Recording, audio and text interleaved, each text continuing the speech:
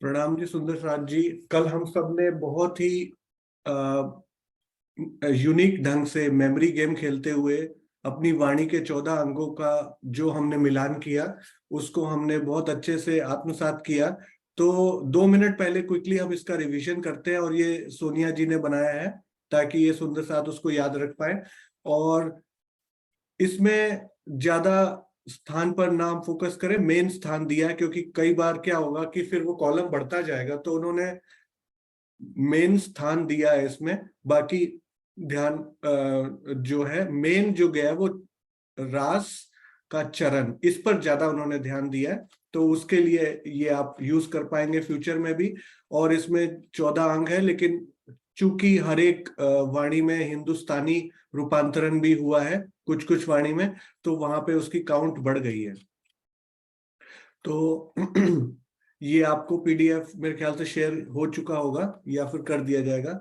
और अभी हम एक एक करके सामने रख दूंगा मैं स्क्रीन, लेकिन हमें एक एक करके बस सुंदर साथ कुछ इसमें गैस नहीं करना, मेमोरी नहीं करनी, सामने ही है आपके। शॉर्ट में 2 मिनट में बताइए जो 2-3 इंपॉर्टेंट, हम उन्हीं को डिस्कस करेंगे कि जो हमारे आत्मिक जागनी के मेन सोपान है, वो मुख्य सोपान कौन से हैं? प्रेम और विरह। तो जैसे प्रेम कौन सा ग्रंथ है, और वो कौन सा अंग है, और फिर उसको क्यों कहा गया, बस शॉर्ट में ये बताइए क्यों कहा गया। इन शॉर्ट 2 मिनट में आप लीजिए और प्रेम के बारे में बताइए। तो ऐसे क्विकली 2-3 हम डिस्कस करके इसको थोड़ा सा रिफ्रेश कर लेंगे अपने मेमोरी में। तो आप सब बताइए हमें, सबसे पहला प्रेम, उसके बारे में बताइए। ज्योति सिंह जी आप बताइए।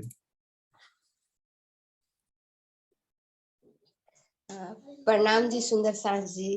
प्रेम रास ग्रंथ से लिया गया है, क्योंकि उसमें आत्मा परमात्मा का वो दोनों का एक ही अंग हो जाता है, लीन हो जाते हैं, आत्मा परमात्मा में लीन हो जाती है। तो इसीलिए रास ग्रंथ जो चरण है वो प्रेम से लिया गया है। और बिरहा जो है वो खड ऋतु है, क्योंकि जब प्रेम होता है तो बिरहा आने लगता है कि हम अपने परमात्मा से दूर हैं, और ऐसा उनको महसूस होने लगता है कि एक पल उनके बिना अब रह नहीं पाएंगे। और एक एक अंदर से जो प्रेम होता है, तो एक एक अंग से जो आह निकलती है वो अपने परमात्मा के लिए, तो वही बिरहा का रूप ले लेती है। और जैसे जैसे बिरहा आता है वो स्थिति आती जाती है, जब परमात्मा के अंग संग और नजदीकियां बढ़ती जाती है। तो बिरहा ग्रंथ तो खट ऋतु से लिया गया है, जो घुटन घुटन का बताए गए हैं अंग से। तो घुटन क्यों बताया गया, घुटना क्यों बताया गया, शॉर्ट घुटना में बताइए। इसलिए कि वहां पे ज्वाइंट रहता है, ज्वाइंट है। तो जो जो बिरहा रूपी जब अंदर से जो बिरहा आती है, तो पूरे शरीर को हमारे अंग अंग में जो बिरहा उत्पन्न होता है, तो बिरहा से पूरे अंग अंग में प्रेम इसका लौ जलने लगता है। तो इसीलिए घुटना बताया गया है कि बिना घुटने के, घुटना जो है ज्वाइंट है, जो हमारा बॉडी खड़ा होने का जो पार्ट है वहां पे ज्वाइंट है, और फोल्ड जैसे फोल्डिंग का। तो बिल्कुल। इसीलिए वहां पे बिरहा का ये दिया गया है, ताकि वो बिरहा से जो अंदर में जितने अंतस्करण में हमारे विकार है, वो बिरहा से ही वो खत्म होते हैं, और बिरहा से ही वो जो हमारी आत्मा जीव का जो अंतस्करण है वो शुद्ध शुद्ध होता है। इतना ही आ रहा है जी, आप दूसरे सुंदर साथ से पूछिए। प्रणाम जी। प्रणाम। प्रणाम जी। हाँ जी, राज बालाजी आप शॉर्ट में बताइए। रास चरण प्रकाश पिंडूरिया, घुटन कलश जंगन की, ये है ना रास खट्टर चरण जी। खट्टर ये घुटन हफ्सा कलश। में पहले हफ्सा में जब श्री जी होते हैं और इतना विरह करते हैं कि हे धनी, मैं तो सुंदर साथ का मेला करना चाहता था और आपने मुझे जेल में डलवा दिया। क्या किया मेरे साथ? जब आहा भी सूख की अंग से हो, तब दियो तुमने अपना अंग। जब आहा भी सूख गई, अंदर इतना विरह आया कि प्राण ही निकलने वाले हो गए, तो उस समय रास का वर्णन होता है। रास रास स्वरस है, यानी रास ही रस है। ये रास का मतलब है रास, ये कहते हैं कि प्रेम का प्याला, रास प्रेम का प्याला है, रास से शुरू किया। क्योंकि बाइबिल जो है कहा गया कि ये प्रेम की द्योतक है, लेकिन उस बाइबिल को रद्द करके धनी ने रास ग्रंथ निकाला। रास में प्रेम कैसे किया जाता, 5 प्रकरण में यही होता है, माया से कैसे निकला जाता है।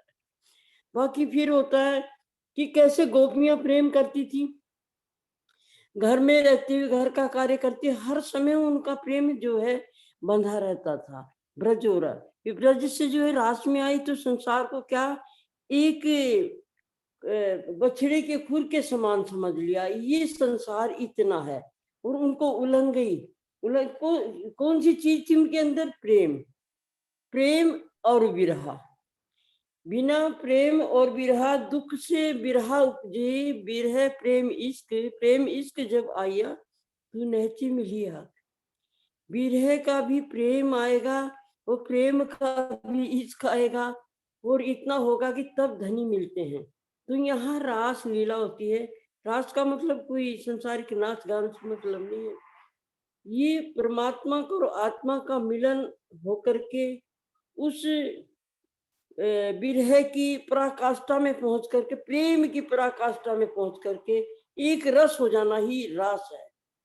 यानी आत्माओं का अपने धनी के साथ एक रस हो जाना, ये रास है। और इसलिए रास चरण, ये हम चरण क्यों कहा गया कि हम प्रेम से चलेंगे। प्रेम सेवा से पामसी पार। जब प्रेम और सेवा जैसा हमारे अंदर गुण होगा तो धनी का मिलन अवश्य होगा। और फिर कहा प्रकाश, रास चरण प्रकाश पिंडलियां। पिंडलियों का अर्थ क्या है? जैसे हमारी पिंडली होती है, अगर वो सशक्त हैं तो हम चल सकते हैं, अर्थात हम जो है धनी की तरफ दौड़ लगा सकते हैं।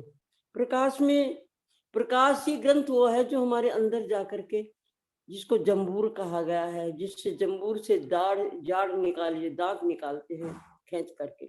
ऐसे संसार के जितने भी शरीर के अंदर हमारे काम, क्रोध, मद, लोभ, अहंकार, ये सब जो है जंबूर से निकाल करके, प्रकाश की वाणी से निकाल करके दूर करना है। जब ये सब ये धनी ने करके दिखाया, श्री जी ने करके दिखाया पहले, फिर सुंदर साथ के लिए हमें कहा कि प्रकाश पढ़िए। प्रकाश ग्रंथ में जो है प्रकाश होता है। जब ये सब चीज निकल जाएंगी तब ये समझिए कि हम प्रकाशित हो जाएंगे और अपने धनी से मिलन होगा। फिर खटरूती घुटन खट ऋतु में घुटन बताया गया। घुटने घुटना की, घुटने का मतलब है कि जब हम धनी के चरण तक आगे तो घुटनों तक हम किस में आवेंगे? विरह की वेदना होगी। 6 ऋतुओं में किस तरह से जो श्री जी की आत्मा अपने सतगुरु के लिए करती है, लेकिन सतगुरु के अंदर आज समझ ही बैठे हुए थे, विरह करती है कि मैं यहाँ, ये शरद ऋतु है, इस शरद ऋतु में जो है मैं आपकी विरहन आपको पुकार रही है, ये धनी सुनिए मेरी पुकार, मैं पीऊ पीऊ करूं रे पुकार।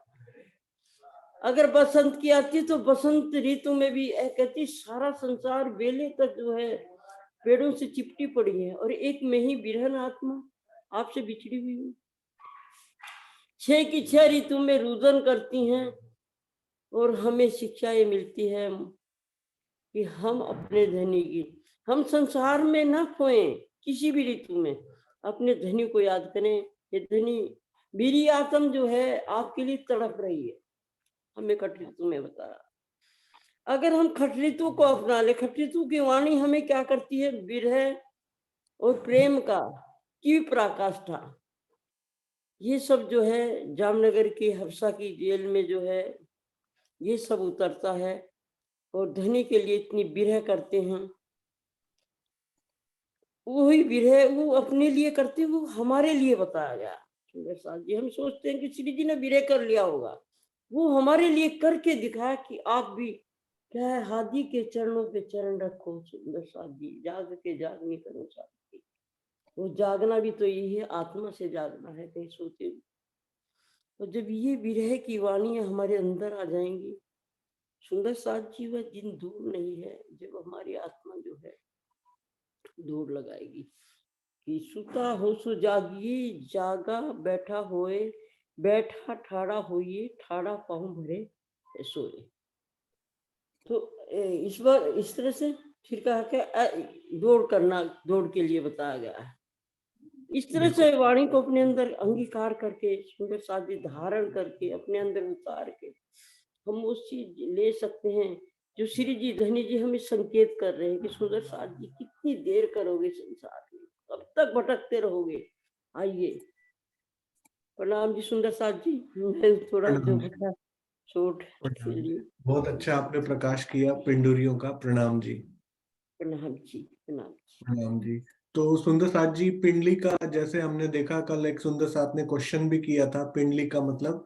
तो पिंडली जो होता है वो आप बोल सकते हैं काफ या शिन। काफ जो होता है वो आपको अगर नहीं पता तो चरणों, ये चरण है, चरण में या पिंडली ये जो होती है ना ये जगह, ये पिंडली, इसको बोलते हैं पिंडली। तो पिंडली का मतलब इंग्लिश में काफ बोलते हैं, CALF काफ।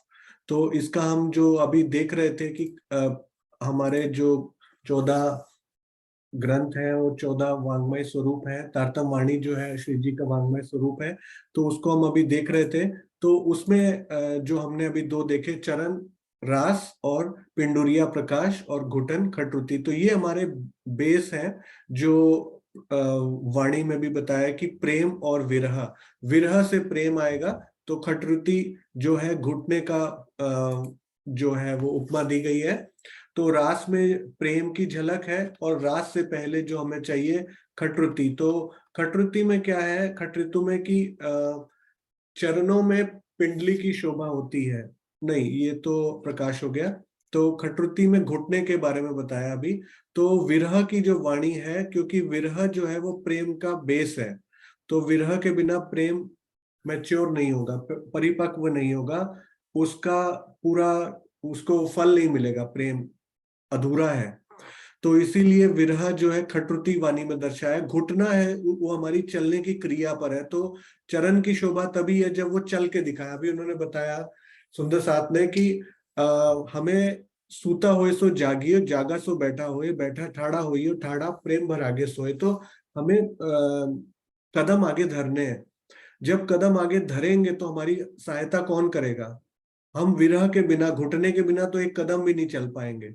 अगर हम घुटने को नजरअंदाज करेंगे तो हम आगे एक कदम भी नहीं बढ़ सकते, क्योंकि वही जो है हमें चलने में मदद करेगा। इसलिए विरह जो है वो प्रेम की शोभा है। और इसी प्रकार पिंडरी भी जो है वो श्री जी के जो स्वरूप है उसको इस संसार में जो शोभा दी गई है, उसी प्रकार चरणों में पिंडली की शोभा दी गई है। और प्रेम जो है वो प्रेम जो है हमारे आधारभूत है। अगर हमें श्री जी का वांग्मय स्वरूप जो है उसके द्वारा श्री जी का साक्षात्कार करना है तो हमें प्रेम का आधार लेना पड़ेगा। प्रेम ही हमारे जागनी, जो हमारा जागनी का ये जो खेल है, जागनी का रास है, इस पूरे जागनी ब्रह्मांड का अगर सार तत्व देखें तो वो प्रेम है। प्रेम ही हमें इस ब्रह्मांड से, जैसे गोपियों को ले गया ब्रिज से पार, तो प्रेम ही हमें इस भवसागर से पार ले जाएगा। तो रास ग्रंथ में प्रेम की उपमा दी गई है। रास ग्रंथ की उपमा चरणों से की गई है कि उसमें जो प्रेम दर्शाया गया है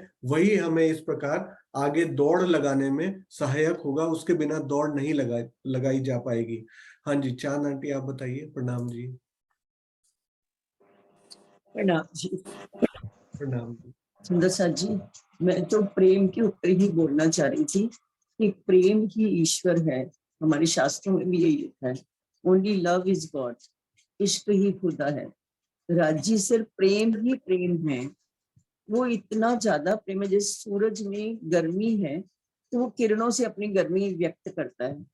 राज्य के अंदर इतना ज्यादा प्रेम था, उस प्रेम को व्यक्त करने के लिए ही, उसको हकीकत रूप देने के लिए ही इतनी सारी रूहें उन्होंने, 12,000 रूहों का रूप उन्होंने ही धारण किया। और प्रेम में जो आनंद आता है ना, वो श्यामा जी हैं।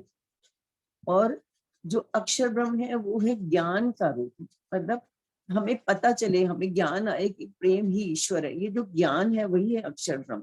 अक्षर का मतलब ये वर्ड, शब्द, और उन ज्ञान का भी एक आनंद होता है, ज्ञान मिलता है, उससे भी जो आनंद आता है वो है महालक्ष्मी।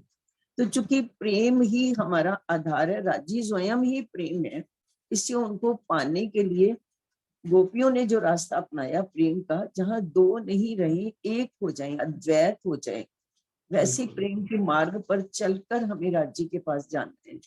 इसलिए राज्य के जो चरण हैं वो हमने प्रेम बताते हैं। मतलब राज्य के अगर शरण में आपने जाना है, आप पहले तो उनको चरणों में ही उनके ध्यान करेंगे ना।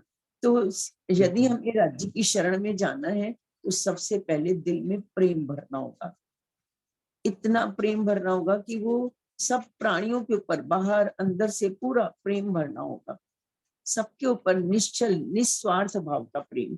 ऐसा प्रेम नहीं जो लेना देना चाहता हो, ऐसा नहीं, जहां हम दो न रहे, हम एक हो जाएं, वो वाला प्रेम। वो प्रेम आएगा तभी हम राज्य की शरण में जाएंगे, उनके चरणों का ध्यान कर पाएंगे। फिर आगे की जर्नी तो हमारी तब स्टार्ट होगी जब हम सबसे पहले प्रेम लेंगे। प्रेम आएगा तो वीर्य आएगा ही। जब वो हमारा प्रीतम हमें मिलेगा नहीं तो हमें कष्ट होगा, दुख होगा, तब वीर्य आएगा। मैं प्रेम के ऊपर ही बोलना चाहती हूँ। प्रणाम। हाँ जी, प्रणाम जी, बहुत अच्छा बताया आपने। तो हाँ जी, प्रणाम जी। सबीना जी, आप भी कुछ बोलना चाह रहे हैं? प्रणाम जी सब सुंदर साथ जी को।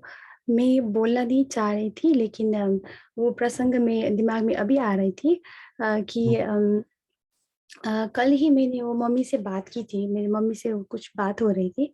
तो ये थोड़ा पर्सनल है, लेकिन आई थिंक ये प्रेम के प्रसंग में बहुत फिट होती है, इसलिए मैं बोलना चाहती हूँ। तो शॉर्टकट में वैसे तो मेरे वो मम्मी के जो लाइक ग्रैंड पेरेंट्स, जो ग्रैंड मॉम है, उसकी जो बड़ी बहन है ना, वो बड़ी बहन भी आई थिंक सी वो भी बहुत राज्य के प्रति बहुत प्रेम, उसको उनको प्रेम था। तो क्या हुआ कि मैंने मम्मी से पूछा था कि मुझे याद था उसके फेस थोड़ा-थोड़ा याद है, लेकिन मैंने पूछा था कि एक प्रसंग में मम्मी ने कहा कि मेरी जो वो बड़ी बहन है, वो grand parents sorry grand mom की बड़ी बहन, उनने बिरहा में उनको पर्सनल लाइफ में इतना सुख नहीं था, लेकिन कभी भी कंप्लेन नहीं करते थे। तो मम्मी ने बोली कि एक एक बार ऐसा हुआ कि आप हो बोलते हैं, आप ऐसे बोलते हैं, अब पता नहीं मैं आपको दिख पाऊँगी नहीं, है ना? तो इस तरह से राजी से खुद ही बात कर रही थी ना, तो क्या हुआ कि 1 हफ्ते तक जब जब भी आँख लगती थी उनको दिखाई दिखाई पड़ी। राज्य के दर्शन हुए और परमधाम की दर्शन हुए। ये ट्रू स्टोरी है। तो अपने पापा के साथ वो जो जो ग्रैंड मॉम है, उसके पापा भी राज्य की बहुत वो गुरु मानते हैं ना, गुरु मानते थे। तो उस वक़्त अम, इतना उत्साह हुआ, तो उनको पूछना मन किया, तो वो पूछने के लिए अपने पिता के पास चली गई थी। तो उस वक़्त कहा कि अम, आपको नहीं बताना चाहिए था, क्योंकि अगर एक बार बताए तो नहीं दिखता, ऐसा बोलते हैं ना, तो ऐसा हुआ था। तो कहने का मतलब क्या है कि उनको कुछ पता नहीं था, कुछ याद भी नहीं था, कुछ पता नहीं था, लेकिन जो भाव थे ना, मेरी मम्मी ने बोला था कि जब वो सेवा भी करती थी ना, तो सेवा पूजा करती थी, तो बहुत प्रेम से करती थी, लाइक उसके भाव डिफरेंट था। तो पर्सनल लाइफ में उनको इतना खुश कभी नहीं हुआ, लेकिन वो सब सारी उसको लाइक वो कंप्लेन नहीं था, हँसती रहती थी। इस तरह से मम्मी ने बोला कि वो आपको कभी बुरा नहीं लगता? तो उसने बोला कि नहीं, जब मेरे राज्य ने मुझे इस तरह से किया है ना, तो मेरी इस तरह से जाएगी। तो उस तरह का भाव था, वो प्रेम इतना स्ट्रॉन्ग था ना, तो इसी कारण, इसी वजह से आई थिंक वो मेरी वो ग्रैंड मॉम की जो बड़ी बहन है, वो भी ग्रैंड मॉम नहीं बोलते हैं ना, तो उसको भी दर्शन हुए थे। सो मैं वो प्रेम की वो मैंने ट्रू स्टोरी सुनी है, 2-3 चीज़ सुनी है, तो मुझे बहुत बिलीव होती है। सो घुटन जैसे अभी बोला ना कि दुख हुआ तो ऐसा होती है, तो जब हमें दर्द होती है तो हम सहन नहीं पाते ना, लेकिन वो सहन किया है ना, तो इसके बाद उनको प्रेम भी हुआ। सो यही बताना चाह रही थी। तो हाँ जी, बहुत बिल्कुल प्रणाम जी। बिल्कुल सही बोला आपने। जो हम भाव लेते हैं ना, सेवा पूजा करें चाहे हम चितवनी करें, जब तक प्रेम नहीं आएगा ना, प्रेम के बिना आपकी कोई भी मंजिल पूरी नहीं होगी। तो आप चाहे शरीयत की मंजिल लें, चाहे तरीकत की, चाहे हकीकत की, चाहे मार्फत की, जो संसार में नहीं है वो है प्रेम, और जो आपको संसार से बाहर ले जाएगा वो है प्रेम। तो अगर आपको प्रेम के द्वारा ही सारी मंजिलें तय करनी है, तो प्रेम ही हमारी मंजिल है, प्रेम ही हमारा रास्ता है। और प्रेम सेवाएं तमें 500 पार। सेवा भी कीजिए तो प्रेम भाव लेकर कीजिए, सेवा पूजा भी कीजिए तो अपने आप को उन लीलाओं में, 24 घंटे की लीलाओं में जो भी हमें इस संसार में बताई गई हैं आधार लेने के लिए प्रेम का, वो लीलाओं में भी हमें अगर डूबना है तो प्रेम का ही आधार लेना पड़ेगा। तो सुंदर साथ जी, मैं शायद पता नहीं अनाउंस किया है या नहीं, लेकिन कल हम लोग की क्लास फ्राइडे की जो है सिर्फ चितवनी के बाद स्टॉप हो जाएगी। 1 और 2 को मेरी छुट्टी रहेगी, कोई क्लास नहीं होती है, और 3 को फिर हम ज्वाइन करेंगे। तो कल का दिन पता नहीं मैंने अनाउंस किया है या नहीं, इसलिए एक बार फिर बोल रहा हूँ। कल 30 तारीख को यहाँ पर नेपाल से कुछ सुंदर साथ आए हैं, तो हम लोग उनके द्वारा फेस टू फेस सत्संग होगा। तो कल हम इस मीटिंग में नहीं कंटिन्यू कर पाएंगे चितवनी के बाद। चलिए, आज का जो टॉपिक है उसको आगे बढ़ाते हैं। आज का जो टॉपिक है सुंदर साथ जी, हम बीतक में कई बार देख रहे हैं कि जो हमारा हरिद्वार का प्रसंग है, हरिद्वार का जब भी प्रसंग आता है तो हमारे मन में कल की अवतार, बुद्ध कल की अवतार, इस टाइप की जो हम सुनते रहे हैं और दुनिया में सुनाते रहे हैं। जब मैं इस बोध मंजरी ग्रंथ को पढ़ रहा था तो मेरे सामने जब ये प्रसंग आया तो मेरे मन में आया कि हमें इस चीज को थोड़ा सुधार करना चाहिए, क्योंकि मैंने भी ये चीज में थोड़ी सी गलतियां की हुई हैं।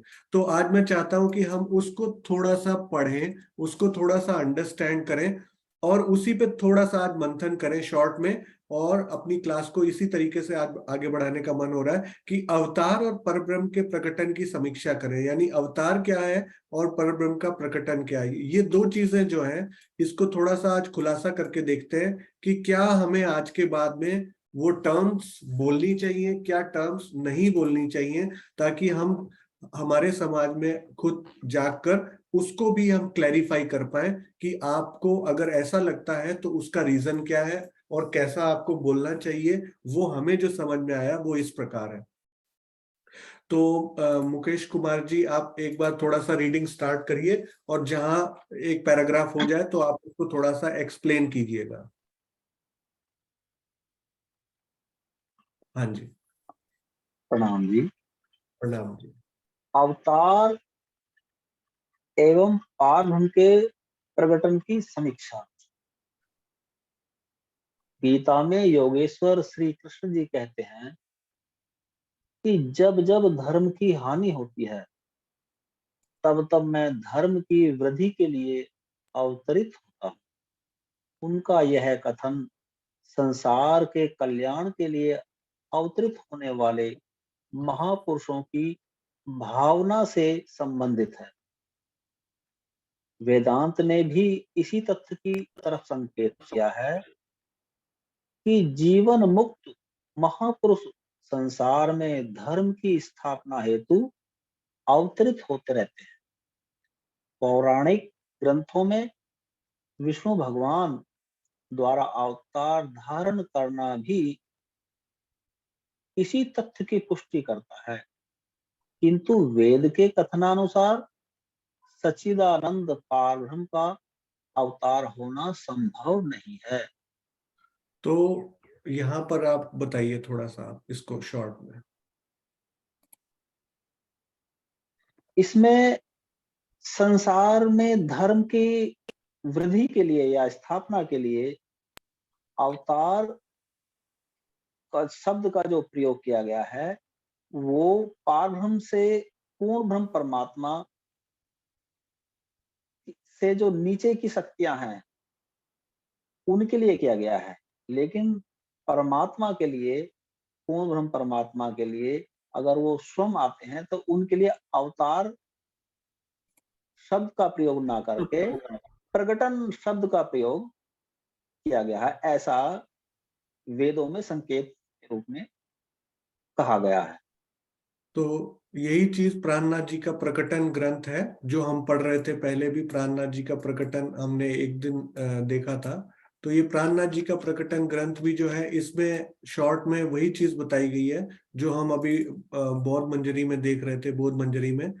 तो इसको जो अभी उन्होंने बताया, एग्जैक्टली सेम चीज, कि जब जब धर्म की हानि होती है तब तब मैं धर्म की वृद्धि के लिए अवतरित होता हूँ। कृष्ण जी कह रहे हैं कि मेरा अवतार होता है। कृष्ण जी ये नहीं कह रहे कि मैं परब्रह्म का स्वरूप हूँ, मेरा अवतार नहीं होगा। तो वो महापुरुषों के लिए जो ये जो कथन है उनका, ये संसार के कल्याण के लिए अवतरित होने वाले महापुरुषों की भावना से संबंधित है। यानी कि संसार में जो धर्म की स्थापना के लिए महापुरुष प्रकट होंगे, उनको अवतार से संबोधित किया जाएगा। तो ये वाला कथन यहाँ पर जो बोला गया है, इसको भी आप पढ़ लीजिए।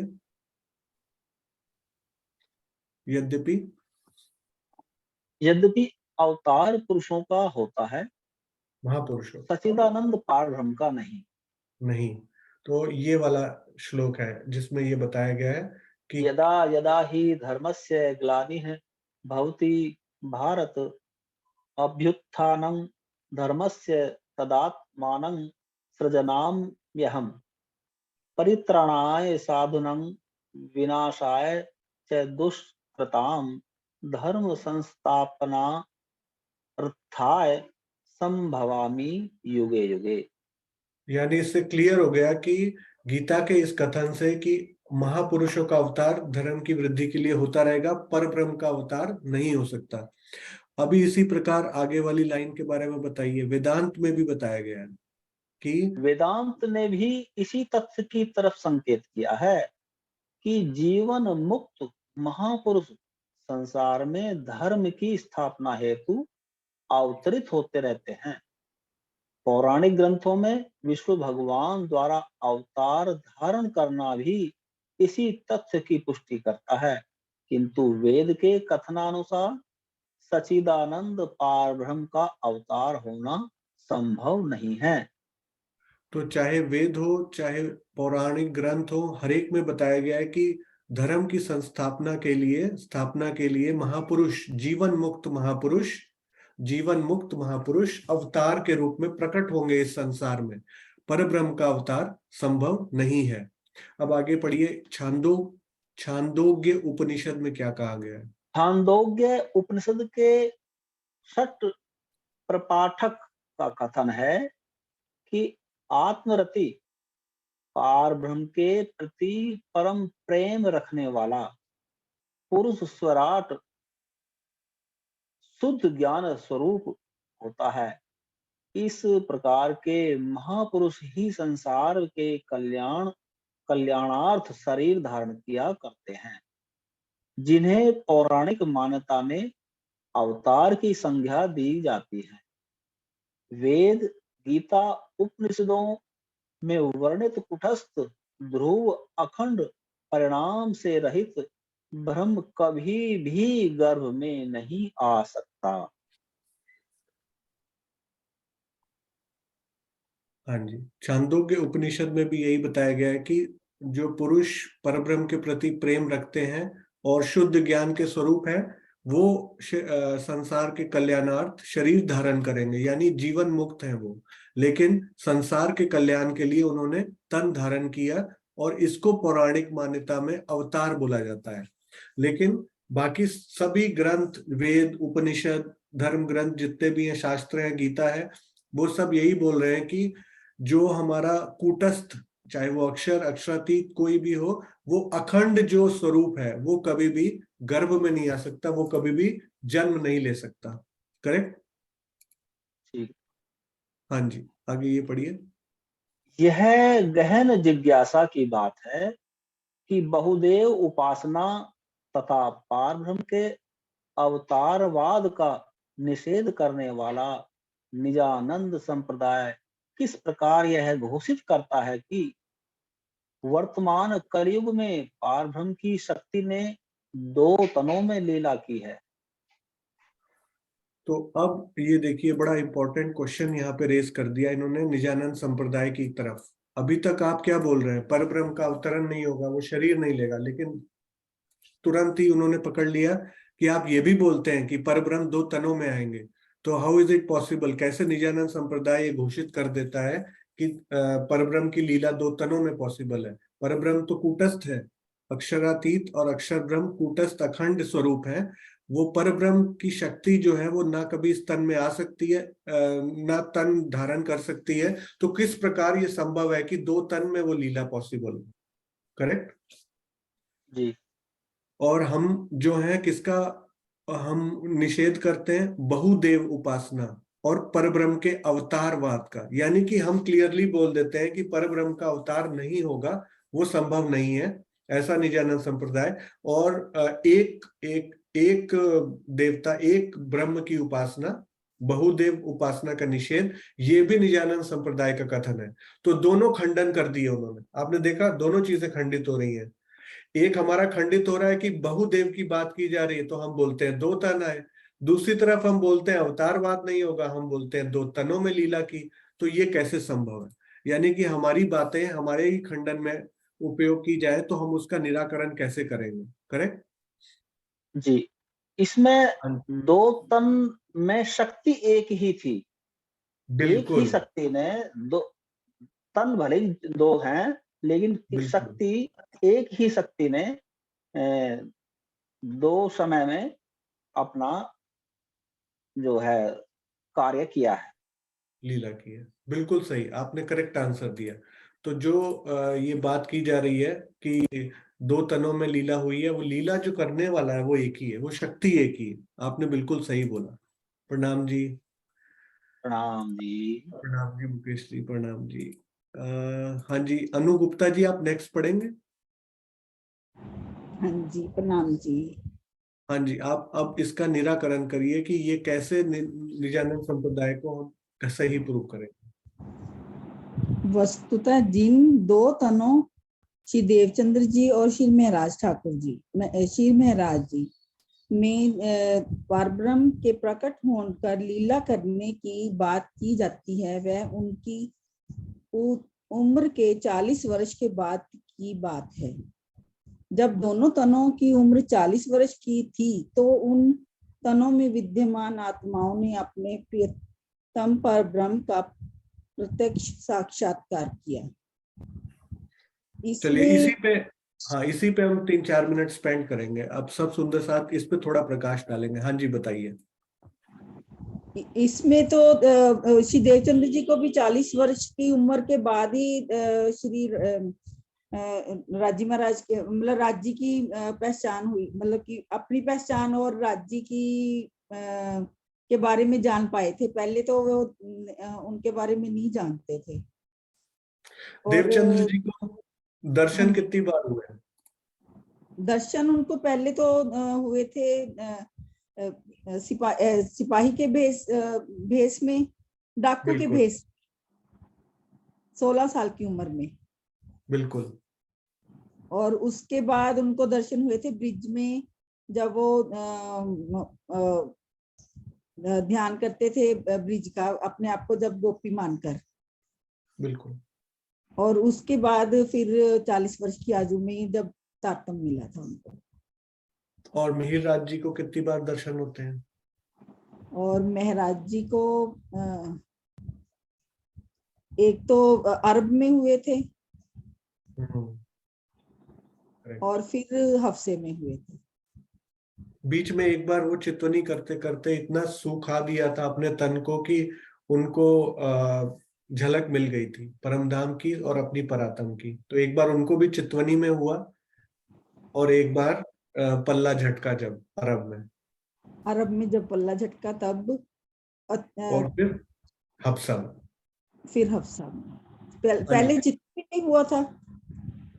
चितवनी में उन्होंने जब अपने शरीर को सुखा दिया, एक अन्न भर भोजन करने लग गए बुद्ध की तरह, तब उनको अपनी परातम और निज धाम की झलक मिली। लेकिन फिर देवचंद्र जी ने उनको रोका बालबाई जी के कहने पर कि ये तो अपने शरीर को सुखाकर कांटा कर लेंगे, तो अब इनको कोई मायावी कार्य में लगाया जाए। तब उनका ध्यान थोड़ा सा दूसरी तरफ गया, नहीं तो उन्होंने अपना जो रास्ता है वो जो उस तरीके से ले लिया था, मार्ग अपना चितवनी के थ्रू आहार घटाते घटाते कसरी का। मेरे को याद है, पर मेरे को ये ध्यान भी नहीं था कि उस समय दर्शन भी हुए थे। ध्यान हाँ नहीं जी, था। हाँ जी। हमने पढ़ा है दोपहर का सूरज में, अभी तक में चौपाई भी आती है। हाँ जी, तो हाँ अब इसमें ये बताना है कि जो 40 वर्ष की बात की जा रही है, तो क्या मतलब पहले नहीं मानेंगे लीला? 40 वर्ष की बात क्यों की गई है? वो ऐसे मेरे अपने भाव से लगता है कि पहले बाल लीला हो गई थी हमारी ब्रिज और रास में। ब्रिज में पहले बाल लीला हुई थी ब्रिज में, फिर यौवन की लीला हुई थी रास में, बुढ़ापन की लीला, ये होगी वृद्धावस्था की लीला। बिल्कुल वृद्धावस्था की लीला है। तो इसमें स्वरूप जो है वो अपनी परिपक्व अवस्था में है, तो 40 वर्ष की उम्र के बाद का ये स्वरूप है। और इसमें जो बोला जा रहा है कि 2 तनों में जो लीला करने की बात कही जा रही है, वो उनकी उम्र के 40 वर्ष के बाद की बात है। तो इसका मतलब क्या है? 40 वर्ष क्यों बोला गया, बचपन से क्यों नहीं बोला गया? 40 वर्ष की आयु नहीं, मेरे को नहीं, आप किसी और सुंदर साहब से पूछ लीजिए। हाँ जी, प्रणाम जी। हाँ जी, श्रीनिवास जी आप बताइए, थोड़ा सा इस पे प्रकाश डालिए। 40 वर्ष की आयु पे इतना स्ट्रेस क्यों किया गया अवतार के प्रकरणों में, कि जहां पे अवतारों की बात हो रही है और परब्रह्म की बात हो रही है, तो वहां पे ये इस अपने क्लैरिफिकेशन में 40 वर्ष का एग्जाम्पल क्यों दिया गया? Why 40 years? प्रेम प्रणाम जी। प्रेम प्रणाम जी। प्रणाम जी। सुंदर साहब जी, एक्चुअली क्या है, हम 40 वर्ष की जो आयु है वो परिपक्व अवस्था मानी जाती है। यहाँ से ये माना जाता है कि जो गुणांग इंद्रियां हैं वो शिथिल हो जाती हैं और जो है इजीली जो है परमात्मा की तरफ जो है ध्यान बढ़ना शुरू हो जाता है। इससे पहले जो है वो थोड़ा हो, तो ऐसा नहीं है। 5 में तो ध्रुव भी 5 साल के ही थे, लेकिन 40 साल की अवस्था परिपक्व अवस्था मानी जाती है। इसके अंदर जो है ना विवेक ज्यादा होता है और जो है गलतियां कम होती हैं, सोच बड़े उसकी जो जो सोच है, हाँ, वो परिपक्व अवस्था की तरफ आ जाती है, विस्तृत हो जाता है। बस ही जो है दीदार की दोनों स्वरूपों में दीदार का जो वर्णन आता है वो 40 का ही आता है। अच्छा, अब अवतार का और उसका जो वर्णन है, क्योंकि शास्त्रों में वैकुंठ वासी विष्णु भगवान जो हैं उनका ही बार बार यहाँ इस पृथ्वी पर आगमन लिखा है कि जब जब हुई धर्म की हानि बाढ़ी असुर अधम अभिमानी तब तब प्रभु धरे विविध शरीरा। और ये भी लिखा है उसमें रामचरितमानस के अंदर ये भी वर्णन आया है कि जादिन ते प्रभु गर्भ ही आए। तो इससे भी ये बात स्पष्ट हो जाती है कि विष्णु भगवान के द्वारा अवतार धारण किया जाता है जब जब धर्म की स्थापना करनी हो, धर्म की हानि हो रही हो, अधर्मता बढ़ रही हो, पाप बढ़ रहा हो पृथ्वी पर, तो यहाँ पर जो है विष्णु की शक्ति उतरती है। और वो, लेकिन ये भी क्लियर है कि वो गर्भ में आती है, क्योंकि परमात्मा की जो शक्तियां हैं वो कभी भी किसी गर्भ में नहीं जाती, वो हमेशा उनका प्रकटीकरण होता है जब जीव जो है वो मतलब जन्म ले लेता है, उसके बाद से वो कभी भी किसी भी अवस्था में उस पर जीव पर जो है प्रकट हो सकती है। इसके लिए जरूरी नहीं है कि वो महीना का हो, 2 महीना का हो या 10 साल का हो। तो वो फिर उसके बाद जन्म होने के बाद वो कभी भी जो है आत्म रूप से प्रकटीकरण उसमें हो सकता है। तो यहाँ पर जो 2 तनों से लीला लिखी है, जैसा कि हमारे वेद में लिखा है कि परब्रह्म का जो है अवतार नहीं हो सकता, तो हमारे भी यहाँ अवतार नहीं है। हमारे यहाँ दोनों जो ये स्वरूप हैं, ये जो परब्रह्म के इनको अवतार नहीं माना जाता। हमारे निजानंद संप्रदाय में इनको जो है परब्रह्म पर जो है दोनों को ये परब्रह्म के ही अंग माना जाता है। कुछ अंश होते हैं, कुछ अंग होते हैं, जो विष्णु के असांश अंश आते हैं यहाँ पर, लेकिन हम ये जो हैं ये अंग हैं, चाहे वो अक्षर ब्रह्म हो या श्यामा महारानी हो या रूहें हो, तो इनको अंग करके लिखा गया है। इनका कभी भी गर्भ में यानी कि इनकी शोभा और राजिन की शोभा में कोई अंतर नहीं है। सारे शास्त्रों में ये बात लिखी है कि जो ब्रह्म मुनि है ब्रह्म समान। अगर कोई आत्म गर्भ में जाती है तो इसका मतलब राज्य भी गर्भ में चले गए, तो ऐसा संभव नहीं। उनके लक्षण जो राज्य जो ब्रह्म अंगनाओं के लक्षण हैं वही राज्य के लक्षण हैं, जो राज्य के वो उनके हैं। यानी कि ये भी सच्चिदानंद हैं। सच्चिदानंद के स्वरूप होने के कारण, उनके अंग होने के कारण ये भी सच्चिदानंद, ये जो ब्रह्म अंगना, इसलिए ये कभी भी किसी गर्भ में जा नहीं सकती। तो इनका प्रकटीकरण वैसे कभी भी आज तक इस ब्रह्मांड में हुआ नहीं है या अनहोनी हुई। तभी उसमें लिखा हरवंश पुराण, अभाविनो भविष्यन्ति मुनियो ब्रह्म रूपा, कि वो ब्रह्म और उनकी आत्माएं जो हैं वो 28वें कलयुग में आएंगी और ये अनहोनी होगी। तो इसका मतलब है इससे पहले ऐसा नहीं हुआ। अब इससे पहले न जाने कितने जो है ब्रह्मांड बने और कितने हुए, लेकिन किसी भी उसमें जो है उनका आगमन संभव नहीं है।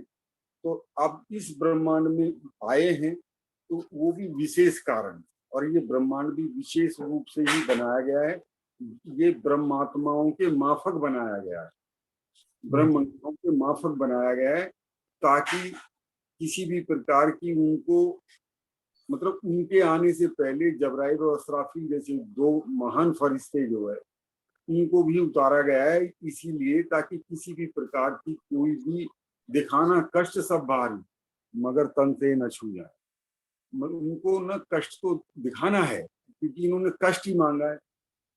राजी महाराज ने कहा था ये बात कि तुम जिस चीज को मुझसे मांग रही हो ये मेरे से संभव नहीं है, मैं आपको मैं दुख नहीं दे सकता, आपको एक आपको अपने से जुदा नहीं कर सकता, लेकिन तुमने दुख अब तुम जो देखना मांग रहे हो तो इसके लिए मुझे तुमको फिर जुदा भी करना पड़ेगा। मेरे अंग मुझसे जुदा नहीं हो सकते, इसलिए जब मैं तुमसे जुदा नहीं हो सकता इसका मतलब ये कि जब तुम भी जाओगे उसमें तो फिर मुझे भी जाना पड़ेगा। उस माया के ब्रह्मांड के अंदर जो है वो अपनी दिव्यों के द्वारा यानी आवेश स्वरूप होकर के राजी महाराज यहाँ पर आए। कभी कभी सुंदर साथ प्रश्न भी करते हैं कि राजी महाराज आत्म से क्यों नहीं आए। अगर राजी महाराज आत्म से यहाँ उतरते तो इस फिर पूर्व कभी भी फॉरएवर को ये ब्रह्मांड ऐसे के ऐसे ही रहते थे। कोई किसी को जगा नहीं सकता। आत्म आएगी तब जब फरामोशी पर आत्म पर पड़ जाए, और राज्य की आत्म पर अगर आप फरामोशी पड़ गई तो फिर कौन किसको जगाएगा? फिर तो सभी सो रहे हैं। जगाएगा तो वही जो जागा हुआ होगा। अब एक तो बचा हुआ है कम से कम जो जगा देगा। राजी महाराज क्योंकि जागृत अवस्था में है, बाकी तो श्यामा महारानी पर फरामोशी आने से संपूर्ण परमधाम पर फरामोशी आ गई, और अक्षर उनकी आत्म पर फरामोशी आने से, उनकी परात्म पर फरामोशी आने से पूरे योग माया का ब्रह्मांड और यहाँ का जो ये स्वाप्निक ब्रह्मांड है इनमें सब में फरामोशी। कोई भी जागृत अवस्था में नहीं है कहीं पर भी। आज भी पूरे हमारे परमधाम के अंदर वो वले शब्द आज भी जो है गूंज रहा है। करते हक ने अलस्तो बेरबकुम, तो वो जो बेरबकुम शब्द कहा ना तब रूहों ने भी जवाब दिया वले न भूले हम। तो वो वले शब्द की हम तहकीक आपको नहीं बोलेंगे, तो वो वले शब्द आज भी ज्यों का त्यों वो गुंजायमान हो रहा है। पूरे परमधाम के तरंग उसके आज भी वले वले वले वले वले। जिस वक्त हम पहुंचेंगे तो हमें ये ध्वनि हल्की हल्की सुनाई पड़ेगी। इसका मतलब है ब्रेक नहीं हुआ, ब्रेक नहीं है। मतलब राजी महाराज ने ये एक ऐसी अनहोनी की, एक ऐसी मतलब जादूगरी की कि उन्होंने हमको खेल भी दिखा दिया, लेकिन उस घड़ी को जो है उन्होंने उसको पहले रोक दिया। कि अब तुमसे आगे तो नहीं बढ़ना है। घड़ी आज भी सोई शरत जो वहां पर थी वो आज भी ज्यों की त्यों है, वो आगे जा ही नहीं सकती जब तक, क्योंकि वो रूहों की तो घड़ी है। वो जो वाच है वहां, वो जो समय है वहां, वो रूहों का है। तो जब रूहें जब तक वहां नहीं पहुंचती तब तक उनकी घड़ी चल नहीं सकती।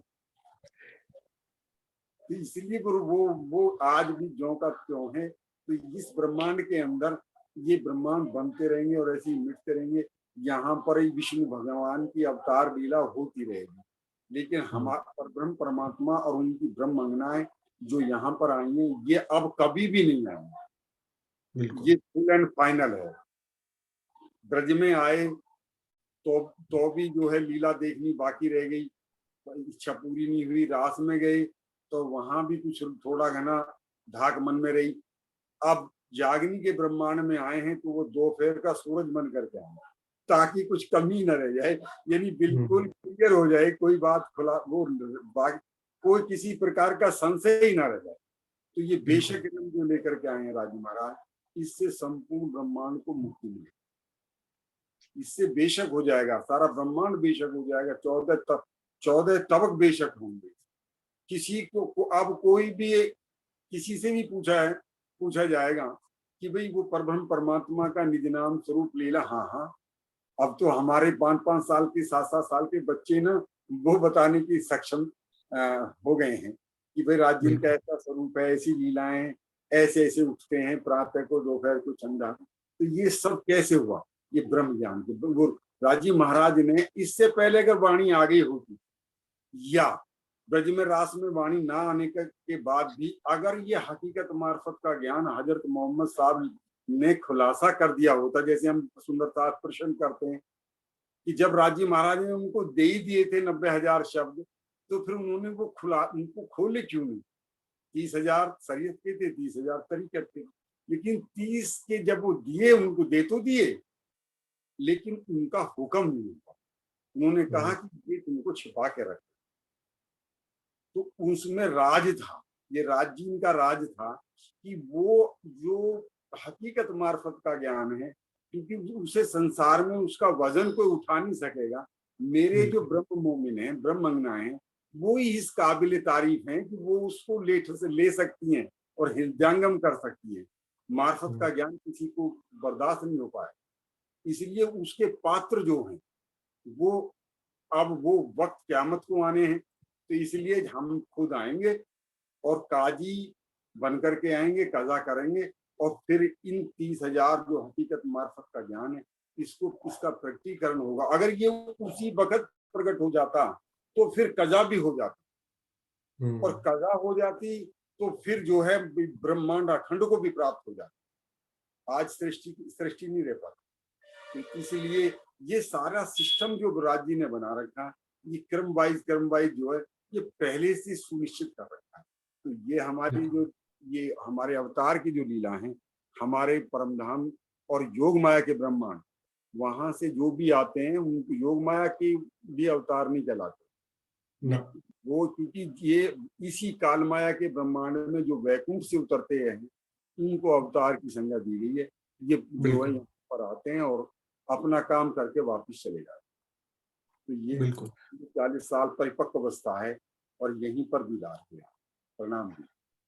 प्रणाम जी। तो बिल्कुल सही श्रीनिवास अंकल ने बताया कि किस प्रकार जो आप बात कर रहे थे ना, पन्ना जी की एक बीतक में और आएगा दोपहर का सूरज। अभी हम पन्ना जी की घटनाएं 3 करेंगे ना, तो कल मैं सुन रहा था उसको कार में, ऑडियो अनिल श्रीवास्तव जी का, तो उसमें वो आएगा कि एक पंडित थे, मुझे नाम नहीं याद, बद्रीदास जी ऐसा कुछ। अब वो बद्रीदास जी जब पहुंचते हैं पन्ना जी में श्री जी से शास्त्रार्थ करने, अपनी पत्नी के विशेष आग्रह पर कि तुम अगर सही में पंडित हो तो श्री जी के सामने तुम अपनी पंडिताई दिखाओ। जब वो पहुंचते हैं वहां छोटे छोटे बालक, जैसा भी अंकल ने बताया, 6-7 साल की बालिकाएं, वो बता रही हैं कि कूटस्थ अक्षर का जब ये खेल बना तो किस प्रकार जो है निराकार से पहले कुछ भी नहीं था, और फिर उसके बाद ये सत्वरज और तम का ये संसार खड़ा होता है। तो जब वो ये वर्णन सुनते हैं तब उनके अंदर का जो अहंकार है वो ठंडा हो जाता है।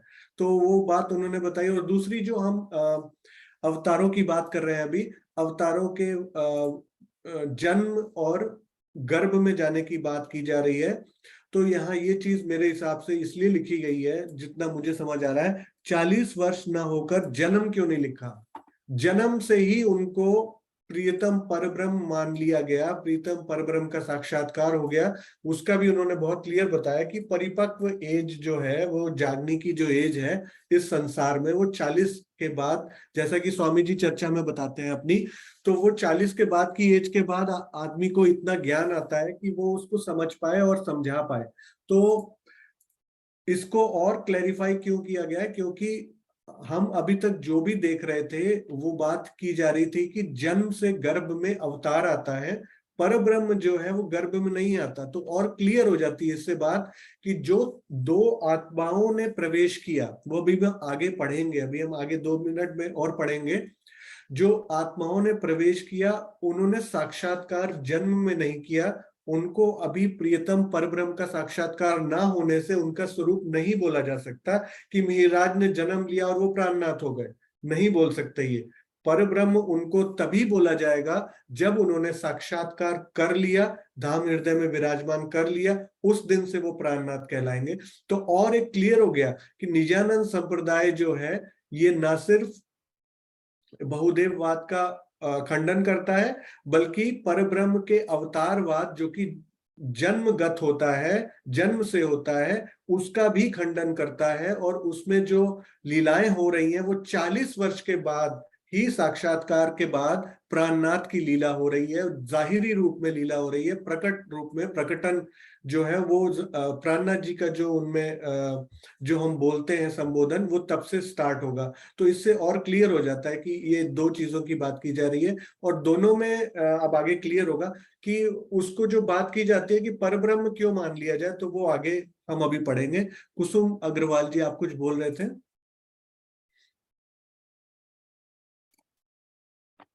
गलती से रेज हैंड हो गया होगा लगता है, कोई बात नहीं। तो एक सुंदर हाँ जी, अनम्यूट कीजिए कुसुम। आवाज आ रही है? हाँ जी, हाँ जी, बिल्कुल आ रही है। हाँ, आप कह रहे थे, आप प्रश्न किया था आपने कि 40 वर्ष की अवस्था में, क्या क्वेश्चन था? 40 वर्ष अवस्था, ऐसा कुछ प्रश्न कर रहे थे ना आप? हाँ जी। तो हाँ, इसके लिए मैं आपको कि 40 वर्ष की अवस्था में 1678 में जागृत बुद्धि का अवतरण हुआ था। यस, वो जागृत बुद्धि का अवतरण हुआ था। 1638 में जन्म हुआ है देवचंद्र जी का। बिल्कुल। 1653 में वे खोज में निकले हैं, और 1678 में राजी ने स्वयं दर्शन देखकर तू कौन इत आई क्यों कर, कहाँ तेरो वतन, ऐसे उनको समझाया।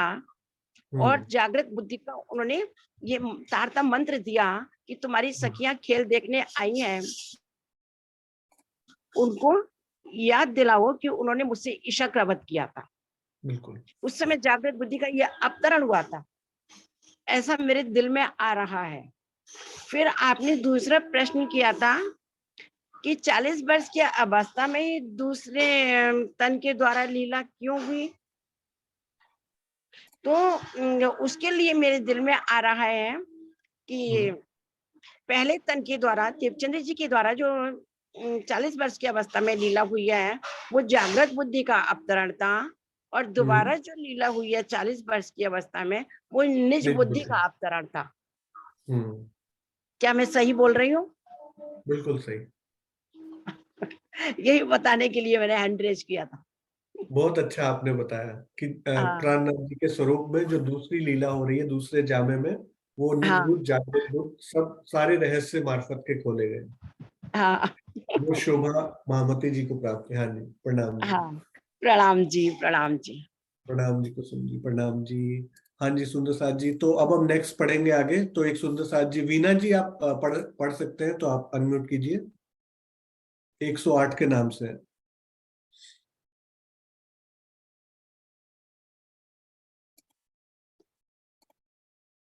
108 के नाम से है वीना जी।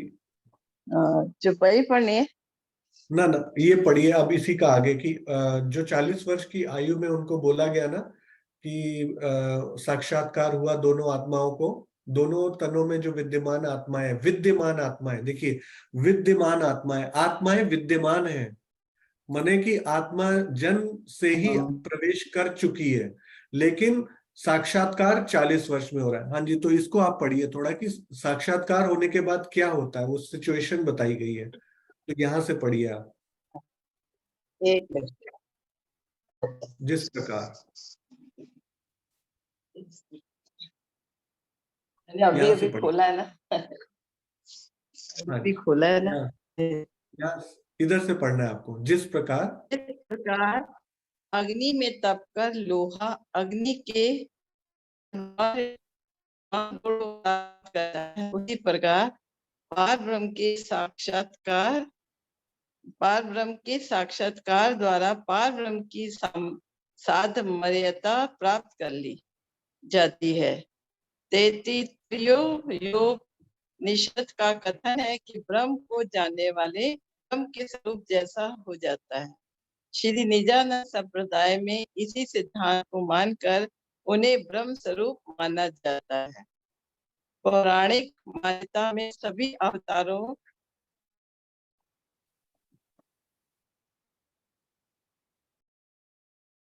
हाँ जी, किधर गए? आपका इंटरनेट चला गया मुझे लग रहा है।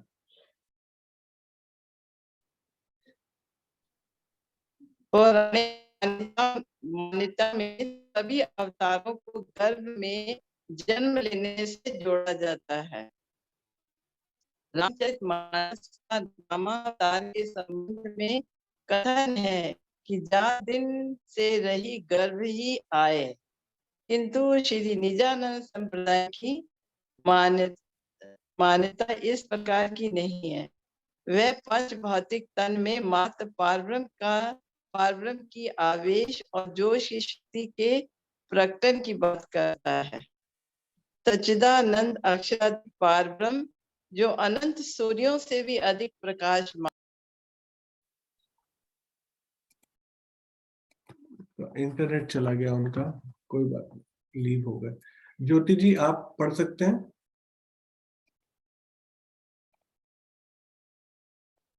ज्योति जी आप पढ़ पाएंगे? मेरा हो गया। हाँ वो गलती से हो गया।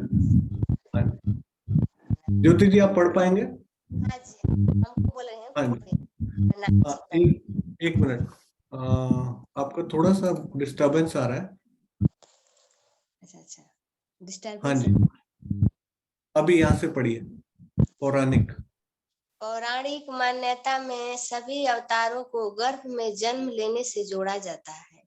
रामचरितमानस का रामावतार के संबंध में कथन है कि जारे दिन से हरि गर्भ ही आए, किंतु श्री निजानंद संप्रदाय की मान्यता इस प्रकार की नहीं है।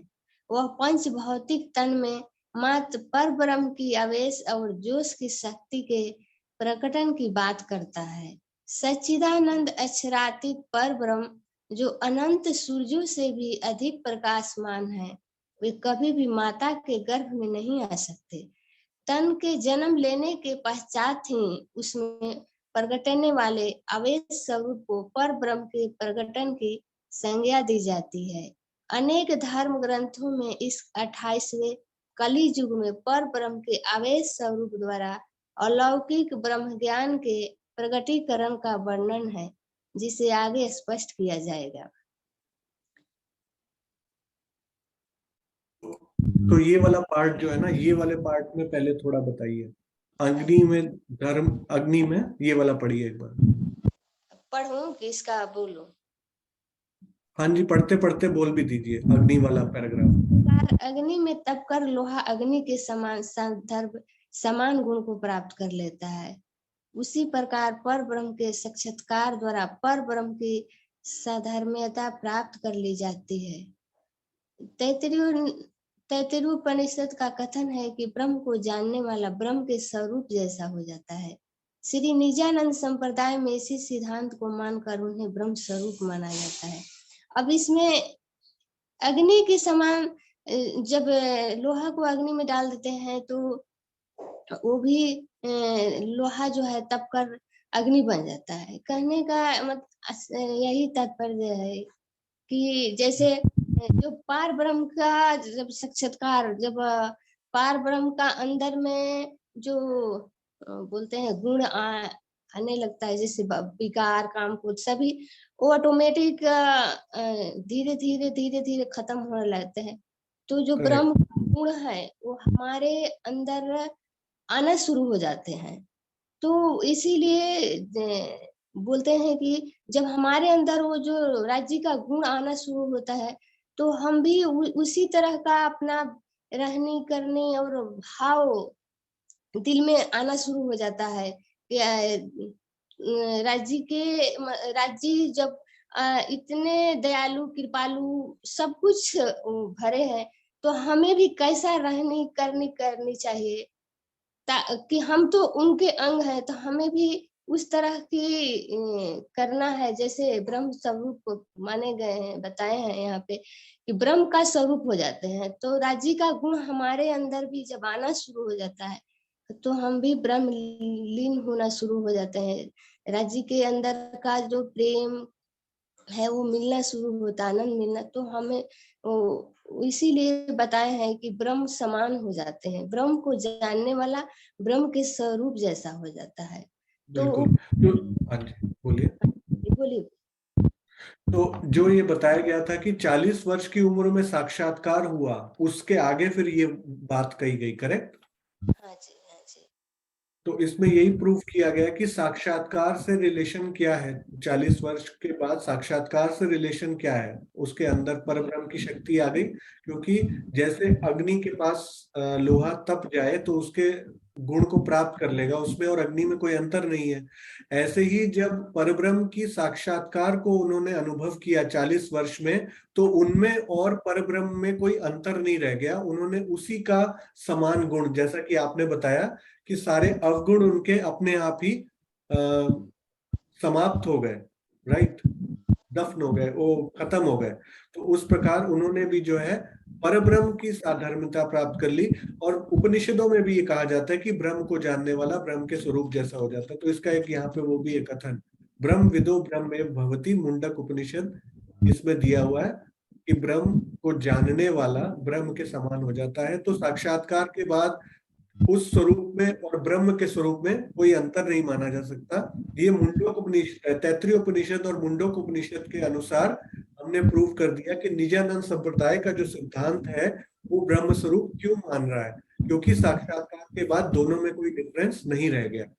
अभी फिर इसका जो नेक्स्ट पार्ट है इसमें भी क्या बताया गया वो भी आप बताइए थोड़ा सा। पौराणिक मान्यता में जैसे सभी अवतार दिए गए हैं, विष्णु के 24 अवतार, तो इसमें जो अवतार होना रहता है तो वो गर्भ में जन्म लेता है। और जैसे बताया गया 11 दिन से हरि गर्भ ही है। जैसे रामचंद्र जी का जन्म हुआ तो गर्भ में उनका आगमन शुरू हो जाता है। और जो पंच भौतिक तन धारण कर लेता है उसमें ही।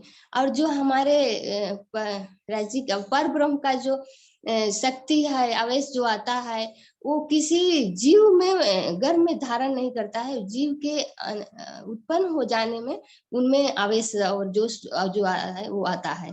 क्योंकि जो आत्मा है वो राज्य का ही अंग है। तो आत्मा परमात्मा जैसे अभी बताया गया है ब्रह्म, और तो उनका ही अंग है। तो जीव जो है गर्भ में जो पैदा होता है उसमें आकर के जो लीला है वो परब्रह्म की, उनकी जो लीला है वो शुरू, जैसे आवेश और जोश उनमें प्रकट हो जाते हैं। तो वही जो राज्य का वो बताए हैं कि जो करोड़ों वेदों और वेदांत में और हर ग्रंथ में बताया गया जो सूर्य, करोड़ों सूर्यों के समान प्रकाशमान वाला है। तो वही माता के गर्भ में वो नहीं होता है। वो जब जन्म ले लेता है, जीव की जब उत्पत्ति हो जाती है तो उनके अंदर वो आवेश रूप से विराजमान हो जाते हैं। जैसे अनेक धर्म ग्रंथों में 28वें कलि युग में पर ब्रह्म का आवेश स्वरूप द्वारा अलौकिक ब्रह्म ज्ञान के प्रगटीकरण का वर्णन है। जो जिसमें बताया गया है कि 28वें कली युग में पर ब्रह्म का अवतरण होने वाला है। तो ये जो अवतरण है तो ये तो विष्णु का है, लेकिन जो राज्य का है, पूर्व ब्रह्म परमात्मा का जो प्रकटन है वो उनके अंदर विराजमान होती है। वो ऐसा नहीं कि जन्म होने से पहले जीव रहता है, जब जन्म हो जाता है तब उनके अंदर विद्यमान हो जाती है और विद्यमान रहती है। और जैसे 40 बरस की वो बताए हैं महिराज ठाकुर और धनी जी क्या सतगुरु महाराज के 40 बरस में क्या होता है कि 40 बरस में सांसारिक जो रीति रिवाज जो भी है उससे हम ऊपर उठ जाते हैं। जैसे बालपन, जुआपन एक अलग स्टेज रहता है। इसमें जैसे बालपन में थोड़ा हमारा स्वभाव चंचल, जुआपन में हमारा थोड़ा अलग रहता है। तो 40 बरस की अवस्था में हमारा जो स्टेज है दोनों को पार करके उस लेवल तक पहुंच जाता है जो विवेक, ज्ञान और अध्यात्म की तरफ हमारी सोच करने की शक्ति जो है प्रगाढ़ हो जाती है। इसीलिए स्वामी जी ने तो बताया है कि बचपन से ही इसमें मतलब जिसका जितना जल्दी करते हैं उतना ही और गहराता जाता है। लेकिन 40 वर्ष की अवस्था और प्रगाढ़ हो जाती है जिसमें विवेकशील बुद्धि, सोचने समझने की शक्ति बहुत ज्यादा होती है। तो कोई गलत विचार भी नहीं आते हैं। उस समय हमारा जो चित्त है वो हमेशा सत्य की तरफ अग्रसर करने का सोचता है। इसीलिए 40 वर्ष की अवस्था ऐसा हमको लग रहा है। राज जी ने तो यहाँ जो प्राणनाथ जी और सदगुरु महाराज जी का 40 वर्ष बताया है, तो इसमें भी सतगुरु महाराज जी ने भी बहुत कठोर तपस्या की। संसारिक मोह माया से प्राणनाथ जी भी हट करके, ये दुनिया से हट करके ऊपर उठ गए। तो वही 40 वर्ष की अवस्था में सब कुछ समझ में आ जाता है, ताकि हम उस लेवल तक पहुंचने में हमारा कोई जो मन है, बुद्धि है, वो और आगे हिम्मत देता है, बढ़ने की सहायता करता है। बिल्कुल, प्रणाम जी, आपने बिल्कुल सही बताया ज्योति जी। तो अब इसको हम देख लेते हैं कि पौराणिक मान्यता में जो है अवतार जो गर्भ में जन्म लेने से जोड़ा जा रहा है, और राम अवतार चाहे जो भी अवतार हो विष्णु जी के, वो हर प्रकार गर्भ में। लेकिन जो निजानंद संप्रदाय, निजानंद दर्शन जो परब्रह्म की लीला के बारे में बात करता है, वो बोलता है कि पंच भौतिक तन में परब्रह्म जो है वो स्वयं तो अपने स्वरूप से नहीं आ सकते, क्योंकि वो अनंत सूर्यों से भी प्रकाशमान जो स्वरूप है, नूरी स्वरूप है, वो संसार में तो प्रकट होगा नहीं। तो वो आवेश और जोश की शक्ति जो उस तन में प्रकट होगी परब्रह्म की, उसी को परब्रह्म का स्वरूप माना जाएगा। जैसा कि हमने यहाँ पर देखा कि पहले साक्षात्कार हुआ, साक्षात्कार के बाद उसने परब्रह्म के स्वरूप को यानी कि उसके गुणों को प्राप्त किया, और वो उसके अंदर उस दिन से बोला जाता है कि परब्रह्म का आवेश का जो लीला है वो संपादित की जा रही है। तो आवेश क्या है? आवेश यानी जैसे अक्षरातीत के द्वारा धारण किया गया सिमिलर स्वरूप जो इस संसार काल माया में अक्षरातीत की लीला करे, यानी कि एक हूबहू वैसा स्वरूप। जैसे कि जब बोला जाता है कि आपके अंदर बहुत क्रोध आ गया, तो आपको बोला जाएगा कि आपके अंदर क्रोध का आवेश आ गया, यानी आपने उसी का स्वरूप आपको बोला जा सकता है कि कोई ऋषि जब साधना कर रहा है, उसको साधना से आप डिस्टर्ब कर दो तो वो इतना क्रोध में आ जाएगा कि उसके क्रोध को, उसके चेहरे को, उसकी भाव भंगिमा को देखकर लगेगा कि ये तो क्रोध का ही स्वरूप बन गया है। और वही अगर आप महाराजा रामरतन दास जी को देखें, परमहंस सतगुरु रामरतन दास जी को आप देखें, उनके चेहरे को देखें, उनके व्यक्तित्व को देखें, उनके पास, उनके समीप जाएं, तो आपको ऐसे लगेगा कि प्रेम सामने आ गया है, प्रेम का स्वरूप आपके समक्ष प्रकट हो गया है।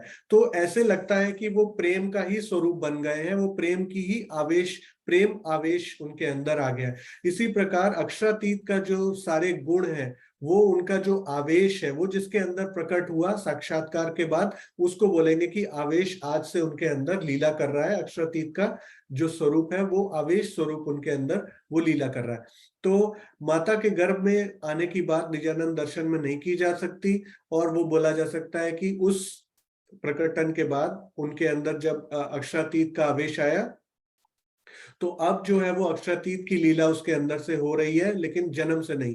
और उसके बाद धर्म ग्रंथों में इस आवेश स्वरूप की जो लीला है, अलौकिक ब्रह्म ज्ञान के प्रकटीकरण की लीला है, ये 28वें कलयुग में ही होगी, ना पहले हुई ना कभी होगी। इसको बहुत सारे धर्म ग्रंथों में प्रमाणों सहित बताया गया है, जो कि हम देख सकते हैं और पहले भी देखा था। तो सुनीता भगत जी ने रेस हैंड किया था।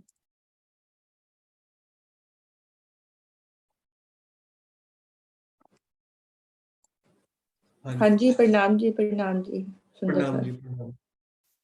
हाँ जी सुनीता, आपने रेस हैंड किया था, बोलिए। हाँ जी, मैं यही, ज्योति जी ने वैसे बहुत अच्छा बताया कि अभी वो क्वेश्चन आ रहा था जोश और आवेश में क्या अंतर है, तो उसका थोड़ा स्पष्टीकरण करना चाह रही थी। हाँ जी।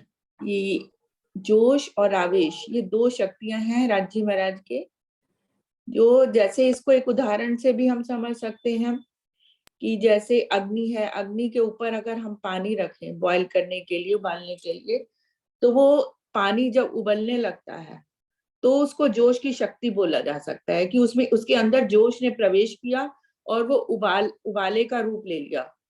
पहले पानी ठंडा था, लेकिन अग्नि के सानिध्य में आकर जैसे ही उसने अग्नि के करीब आया और अग्नि के सानिध्य में आकर और जैसे ही उबाला उसमें आने लग गया, तो वो कहते हैं कि जोश की शक्ति आ गई।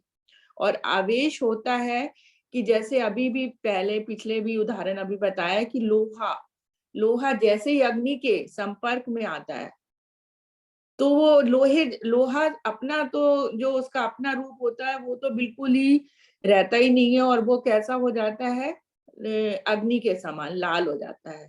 लोहा वैसे देखा जाए तो काला, जंग लगा हुआ लोहा भी होएगा तो काला होएगा, लेकिन जब अग्नि के समीप आ जाता है तो वो अपना रूप छोड़कर अग्नि के समान हो जाता है, लाल हो जाता है, तो वो हो जाता है आवेश शक्ति। तो जब ये 40 साल की उम्र में जब धनी का साक्षात्कार हुआ तो वो क्या हो गया कि उनके अंदर आवेश और जोश दोनों ही आ गए, और वो क्या हो गए कि राज्य महाराज का ही स्वरूप बन गए। और जो ब्रह्म सृष्टियां हैं उनको भी राज्य का ही स्वरूप माना जाता है कि ब्रह्म सृष्टि कई वेद समान, मतलब पार ब्रह्म सृष्टि ब्रह्म तदोगत। हाँ, ब्रह्म जैसी तदोगत, वेद में भी कहा गया है ब्रह्म जैसी तदोगत, कि मतलब जैसे ब्रह्म है वैसे ही ब्रह्म सृष्टियां हैं। तो ये ही थोड़ा सा जोश, और जितने भी हमारे पहले जो जैसे भागवत गीता है या पुराण है, ये सब जोश की शक्ति से प्रकट हुए हैं, लेकिन जो हमारी वाणी है, जो धनी का साक्षात स्वरूप है, ये आवेश स्वरूप से आवेशित वाणी बोली गई है, धनी के मुखारविंद से निकली हुई। और जहां पे जोश अकेला भी काम कर सकता है, सबसे बड़ी बात है, जोश जो होगा वो अकेला भी काम कर सकता है, लेकिन जहां आवेश होगा वहां जोश ऑटोमेटिकली साथ में ही रहेगा। करेक्ट। हाँ जी, तो ये थोड़ा सा मैं जो मेरे दिल में आ रहा था। प्रणाम जी। हाँ जी कुसुम जी, आपने फिर रेस हैंड किया शायद। हाँ जी, एक बार बोलिए कुसुम। नहीं, आप अनम्यूट कीजिए कुसुम जी। आवाज आ रही है? हाँ हाँ आ रही है, बोलिए। जैसे हमारी गीता में कृष्ण भगवान ने उपदेश दिया है कि जागृत बुद्धि पराशक्ति के बिना निराकार से पार की बात नहीं की जा सकती है, जिसका आगमन उन्होंने 28वें कलयुग में बताया था। हमारे ग्रंथ में तो सारी बातें पर ब्रह्म के बारे में ही लिखा गया है। चाहे तुम अथर्ववेद लो, चाहे पुराण संहिता ले लो, चाहे कोई भी वेद ले लो, जागृत बुद्धि का ज्ञान लेने के बाद जब हमने उन ग्रंथों को दोबारा पढ़ा तो हमें पता लगा कि सारी बातें तो परब्रह्म की ओर इशारा कर रही हैं, लेकिन जागृत बुद्धि होने के कारण जितना भी ऋषि मुनि तपस्वी पैगंबर हुए, कोई भी परब्रह्म के बारे में बता नहीं सका। निराकार मंडल किसी से पार ही नहीं हुआ। ऋषि मुनि तपस्वी पैगंबर इतना हो गए, लेकिन किसी से पार नहीं हुआ, और जागृत बुद्धि संसार में थी नहीं, इसलिए कोई परब्रह्म के बारे में बता नहीं सकता। ये सत्य दुनिया में छिपा रह गया, यही बताना चाहती थी। सारी बात तो जागृत बुद्धि की ही थी। ठीक, प्रणाम। प्रणाम जी, प्रणाम जी। हाँ जी, सब क्लियर हो गया अभी। कुसुम जी, सुनीता जी, आप सबने बहुत क्लियर कर दिया कि जोश की शक्ति के द्वारा धर्म ग्रंथों का प्रकटन होता रहा है, लेकिन जो 28वें कलयुग में परब्रह्म के आवेश के द्वारा ब्रह्म ज्ञान की बात की गई, वो सिर्फ और सिर्फ दो स्वरूपों के द्वारा संपादित होनी है, जिसमें कि वो आवेशित वाणी आनी है। अब तक जोश के द्वारा काफी वाणी कही जा चुकी है, संसार में गीता आ चुकी है और भी संसार के ग्रंथ आ चुके हैं, जिन्होंने उस परब्रह्म के प्रकटन का पहले से ही वर्णन कर दिया है कि ऐसा होगा 28वें कलयुग में। लेकिन परब्रह्म का आवेश जब तक नहीं आए और वो तारतम वाणी ना अवतरित हो, तब तक वो आगे की लीला जो है, जिसको कि हम बोलते हैं परब्रह्म की लीला, उसको नहीं माना जा सकता। तो चलिए अब इसके आगे बढ़ते हैं। इसके आगे जो है, जो नेक्स्ट मैं सोच रहा था इसी कंटिन्यूएशन में जो अवतारों से रिलेटेड था, वो ये था कि धर्म ग्रंथों की भविष्यवाणियां तो हमको पता ही है कौन कौन से हमारे धर्म ग्रंथ थे। उसमें प्राणनाथ जी महिमा जो ग्रंथ है, उसमें भी एक लाइन दी हुई है, वो भी पढ़ लेते हैं।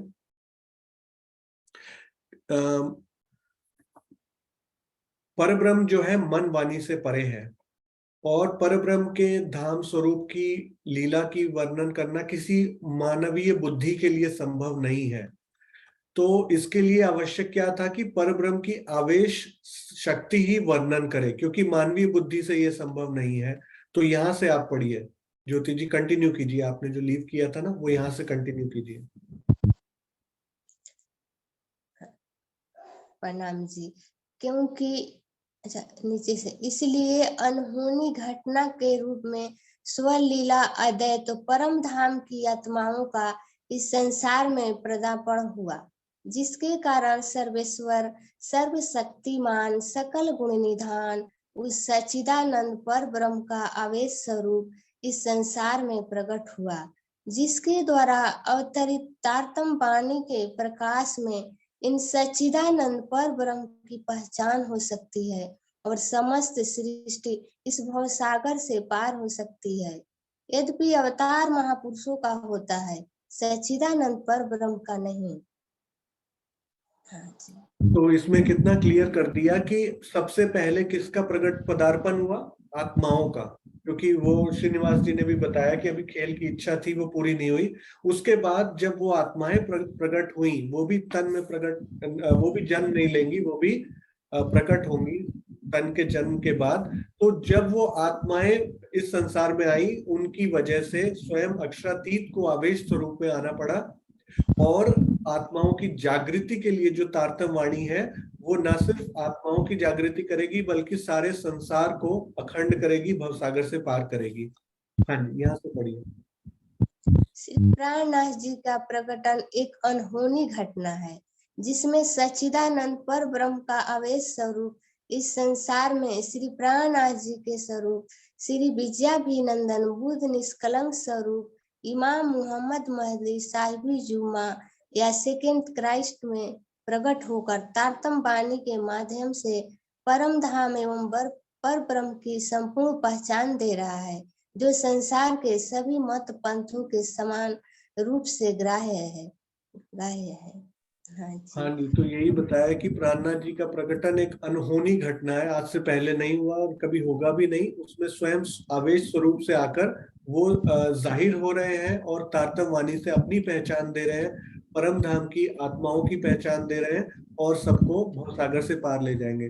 तो अभी नेक्स्ट हमारा जो इसी कंटिन्यूएशन में रहेगा, वो ये लास्ट में रहेगा कि ये सारे धर्म ग्रंथ जो है, जो साक्षी दे रहे हैं, इसके बाद क्या होता है, वो लीला जब शुरू होती है तो वो कैसी होती है। तो एक बार आप सदगुरु देवचंद्र जी की लीला के बारे में भी थोड़ा सा ही पढ़ेंगे, 2 लाइनें, जिसमें ये क्लियर हो जाए कि वो कब से उनको अक्षरातीत माना गया। हाँ जी। सदगुरु धर्म श्री देवचंद जी का प्रकटन। धर्म ग्रंथों के कथनानुसार कलाप ग्राम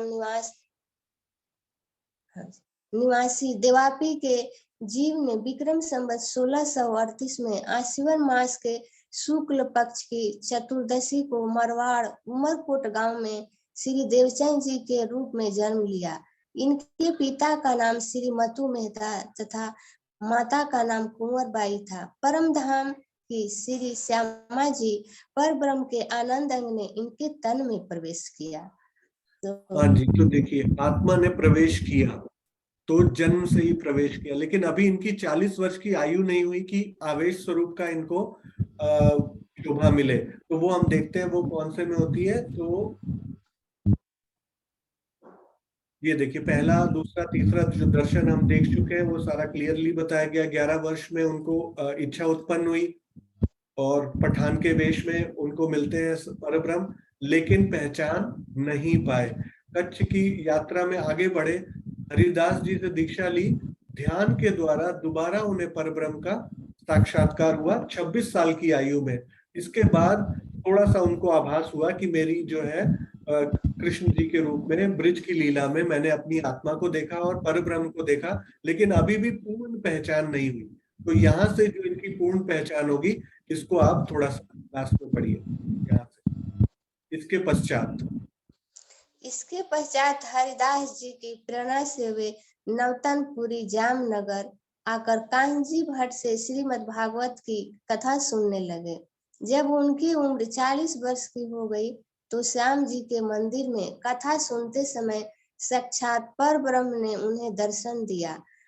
पर ब्रह्म ने उन्हें परम धाम के इश्क, रब्द, ब्रज एवं रास लीला तथा जागनी ब्रह्मांड की सारी बातें बताई और उनके धाम हृदय में आवेश स्वरूप से विराजमान हो गए।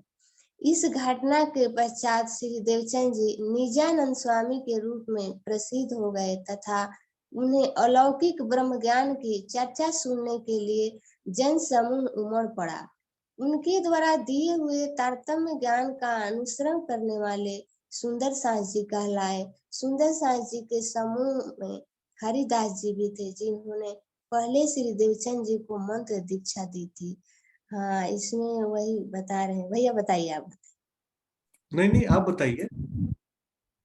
हाँ जी, तो वही पहले तो सिपाही भेष में, फिर 26 वर्ष में जो वहां पे ध्यान में गए तो उनको आभास हो गया, क्योंकि वो कृष्ण जी को देखे और बोले कि जसोदा जी से कि मैं जा रहा हूँ, तो वहां उनको मालूम पड़ गया कि कृष्ण जी है।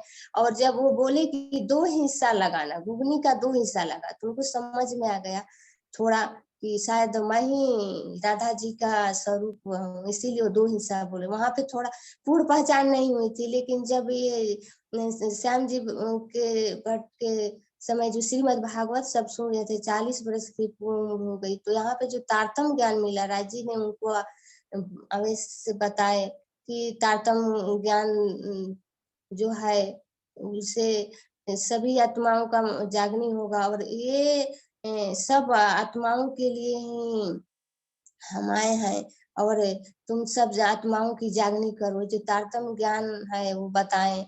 और वहां पे जब पूर्ण पहचान हो गई, कहाँ से आए हैं, क्या करने आए हैं, हम कहाँ के थे, हमारा कहाँ से शुरू हुआ, इस तरफ हुआ, फिर हम वहां से चाहना उत्पन्न हुई, तो सभी जब सब राज्य ने बताए तो इनको पूर्ण पहचान हो गई, अपनी स्वरूप की पहचान हो गई, अपनी लीला की पहचान हो गई।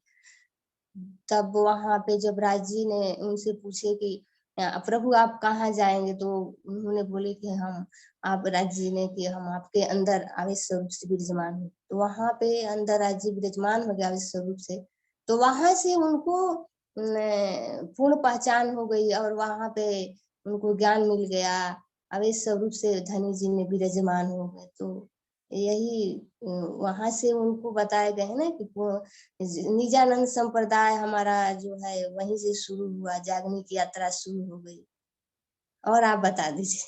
और सभी सुंदर सांस जी ने वहां से जब, बिल्कुल, हाँ जी, गुरु जी उनके थे, उनके गुरु जी थे जो हरिदास जी, बाद में उनको भी मालूम पड़ा, उनको भी बाल मुकुंद जी ने समझा दिया तो उनको मालूम पड़ा, तो भी उन्होंने धनी देवचंद जी महाराज को गुरु रूप में मान करके उन्होंने अपनी भूल को स्वीकार करके और उन्होंने तारतम्य लिए। तो यही सब है कि वहां से जागनी शुरू हो गई और धनी जी ने आवेश स्वरूप से विराजमान हो गए और हम आज सभी आत्माओं को मिला, हम लोग भी माया में, हम खुशी होती है कि आज उन्हीं से हमारा जो भूले भटके इस माया में लगे थे, आज हमारा जो उज्जवल भविष्य जो चल रहा है राज्य की मेहर से, तो सब उन्हीं की कृपा से। बताइए आप भैया। हाँ जी, बिल्कुल सही आपने बताया ज्योति जी, प्रणाम जी। तो इसमें जो हमने अभी 40 वर्ष का पहले देखा, वही 40 वर्ष का जब देवचंद्र जी का प्रकटन का ये प्रसंग आया, तो बोध मंजरी में स्वामी जी ने लिखा है कि 40 वर्ष की उम्र में ही जब कथा सुनते सुनते उनको साक्षात परब्रह्म दर्शन दिया और परम धाम की सारी लीलाओं के बारे में बताया, इश्क रब्द के बारे में बताया, महाकारण के बारे में बताया, आने वाली लीलाओं के बारे में बताया, आवेश स्वरूप से विराजमान हुए। अभी वो हमारे परब्रह्म के आवेश स्वरूप की लीला के रूप में उनको जाहिर होना था 40 वर्ष में प्राणनाथ बनकर। तो ये पहले तन की लीला, परब्रह्म के दो तनों की जो लीला है परब्रह्म के आवेश स्वरूप की, ये पहली लीला अभी यहाँ से स्टार्ट हो रही है देवचंद जी के रूप में, और प्राणनाथ जी आज के बाद उनको बोला जाएगा। तो यहाँ पर उनके द्वारा जो तारतम्य ज्ञान दिया गया, ब्रह्मवाणी की चर्चा दी गई, उसको हम पहली आवेश स्वरूप की वाणी, और लिखित रूप में नहीं लेकिन आवेशित स्वरूप के द्वारा, वो प्रथम जो तन था, जो प्रथम स्वरूप था, उनके द्वारा हमें वो वाणी और ज्ञान दिया गया। तो चलिए अब आगे बढ़ते हैं। जयश्री बहन, आप एक बार इसको आगे कंटिन्यू कीजिए कि देवचंद्र जी के बाद जो दूसरा हमारा स्वरूप है महामती जी का प्रकटन, उसका भी थोड़ा हम ले लेते हैं, क्योंकि यहाँ पर हमने क्लियर कर दिया कि 40 वर्ष की उम्र के बाद ही उसमें निजानंद दर्शन जो बोलता है उसके अंदर आवेश स्वरूप आता है, कोई अवतार के अंतर्गत नहीं आता। हाँ जी, यहाँ से पढ़िए आप। प्रणाम जी। श्री महामती जी का प्रकटन। पूर्ण वर्णित धर्म ग्रंथों के अनुसार राजा मरु ने जामनगर राज्य के मंत्री दीवान के श्री केशव ठाकुर एवं धनबाई के सुपुत्र श्री महराज के रूप में जन्म लिया। इनका जन्म विसवंत 1675 में भादो मास के कृष्ण पक्ष की चतुर्दशी को हुआ था। श्री महराज के तन में परम धाम की इंद्रावती એટલે કે इंदिरा सखी आत्मा ने प्रवेश किया, जिन्हें बाद एक मिनट में निकाल दूं। हाँ जी। महामती की शोभा मिली तथा इनके धाम हृदय में विराजमान होकर परब्रह्म ने लीला की। हाँ जी, तो एक बात बताइए कि यहाँ पर जैसे देवचंद्र जी के अंदर कौन सा राजा का जीव था? वो देवापी। करेक्ट। और मिहिरराज जी के अंदर मरु राजा, राजा मरु का। तो जैसे हम बात करते हैं अवतारों की, तो अवतार के लिए भी तो हम बोलते हैं ना, विष्णु जी का जीव है या फिर भगवान कृष्ण का जो वो आता है, तन आता है, कृष्ण का नाम जो तन का नाम होता है, और विष्णु का जो जीव होता है। तो ऐसे ही यहाँ पर भी तो राजा मरु का जीव ही आ रहा है, राइट?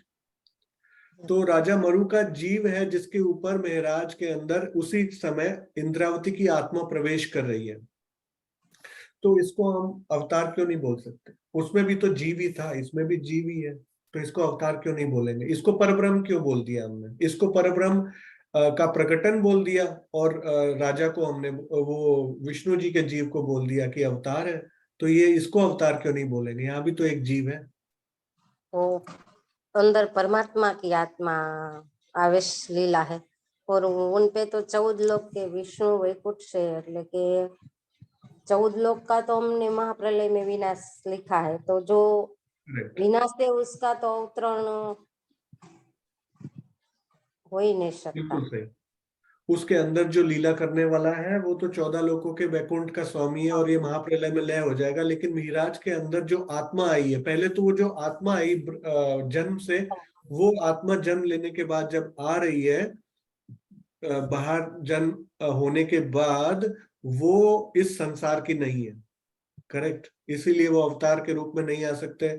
और दूसरा, उनके अंदर आवेश स्वरूप की लीला 40 साल के बाद आएगी, तो इसलिए और आवेश अवतार से डिफरेंट हो गया, वो और ज्यादा स्ट्रांग हो गया। निजानंद दर्शन, उसको ना अवतार बोलना। और तीसरा जो है, जीव जो है उसका बेस तो लेना ही पड़ेगा इस संसार में। देखिए, आत्मा आए चाहे परमात्मा का आवेश आए, परब्रह्म का आवेश हो चाहे जोश हो, चाहे वो संसार में कोई आत्मा का जो है लीला हो, वो किसी भी तरीके से अलग अकेले नहीं आ सकती, वो उसको एक जीव तो लेना ही पड़ेगा बेस में, उसके ऊपर ही वो लीला उसके कारण शरीर में उसके साथ अटैच होकर वो आ पाएगी, नहीं तो इस संसार की लीला को वो यहाँ के हिसाब से वो नहीं कर पाएगी। जिस प्रकार महापुरुष जो हैं वो अगर विष्णु जी हैं किसी और शरीर के सूक्ष्म शरीरधारी और यहाँ पर आना चाहते हैं तो उन्हें मानव तन तो लेना ही पड़ेगा, उसके बिना वो लीला संपादित नहीं हो पाएगी, तो इसीलिए इसको बोला जा सकता है। हाँ जी, तो इसमें क्या होता है फिर उनके बाद 12 वर्ष की जो है लीला में वो देवचंद जी की शरण में आते हैं और फिर उनके बाद उनकी जो है सानिध्य प्राप्त होता है नित्यानंद स्वामी का, और इसके बाद उनके अंदर जो तन से लीलाएं होनी है भविष्य में उसके बारे में देवचंद जी बताते हैं, और मिहिर राज जी ने उनको जो है आत्मसात करके उनको संभाला और उनका आगे किया। अब यहाँ से पढ़िए कि उनको शोभा कब मिली, यहाँ से आगे पढ़िए। परब्रह्म के रूप में शोभा। श्री महाराज जी ने आत्म जागृति हेतु सब सुंदर साथ को एकत्रित करने के लिए योजना बनाई, किंतु जामनगर के वजीर के यहाँ झूठी चुगली के कारण हफ्सा में नजरबंद होना पड़ा। यहाँ अपने प्रियतम के विरह में तड़प तड़प कर उन्होंने अपने शरीर को मात्र हड्डियों का ढांचा बना दिया। अंतर्गतवा सच्चिदानंद पारब्रह्म को उन्हें दर्शन देकर अपने धाम हृदय में विराजमान होना पड़ा। अब सबने उन्हें प्राणनाथ, धामधनी, श्री जी आदि कहना शुरू कर दिया, क्योंकि इन शब्दों का अर्थ होता है अक्षरातीत। उपनिषदों का यह कथन ब्रह्म विद्यो ब्रह्म भवति भी उन समय पूर्ण रूप से सार्थक हो उठा।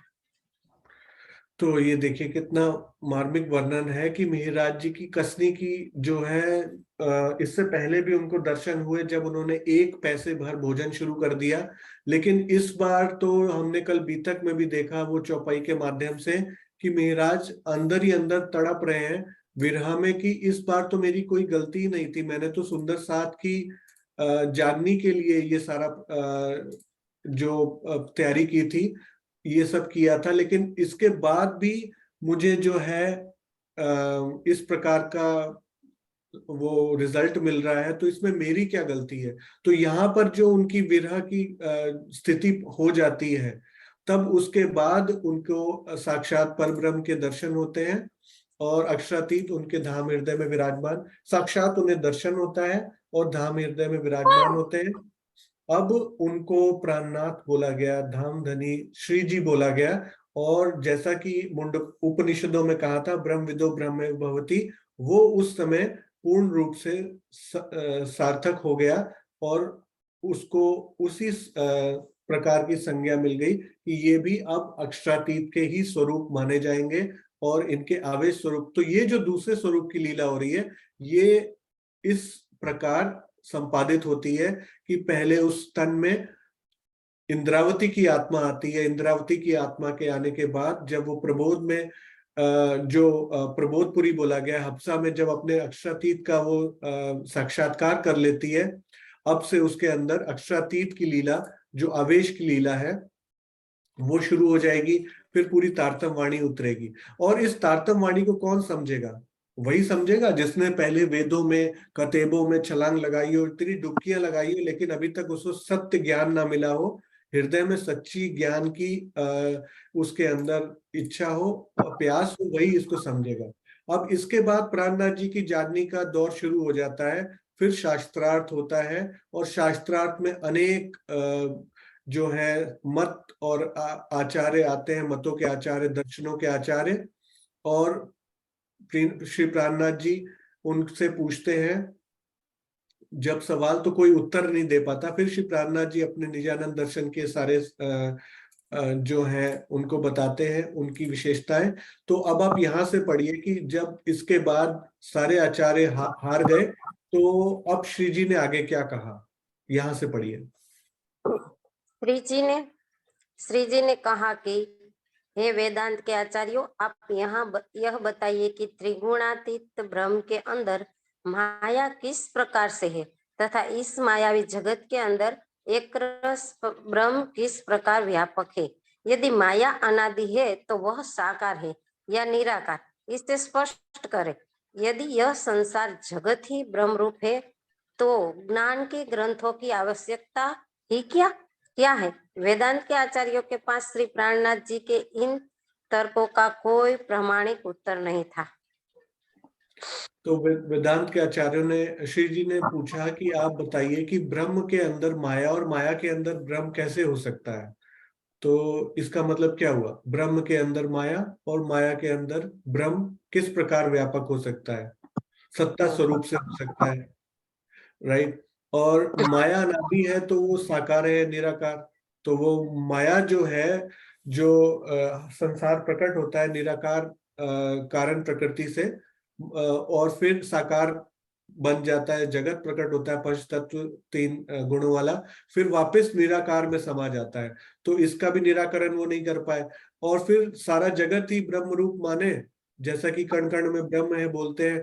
तो फिर ज्ञान क्यों दिया गया है, फिर अगर ब्रह्म ही ब्रह्म है पूरे संसार में तो ग्रंथ क्यों उतारे गए।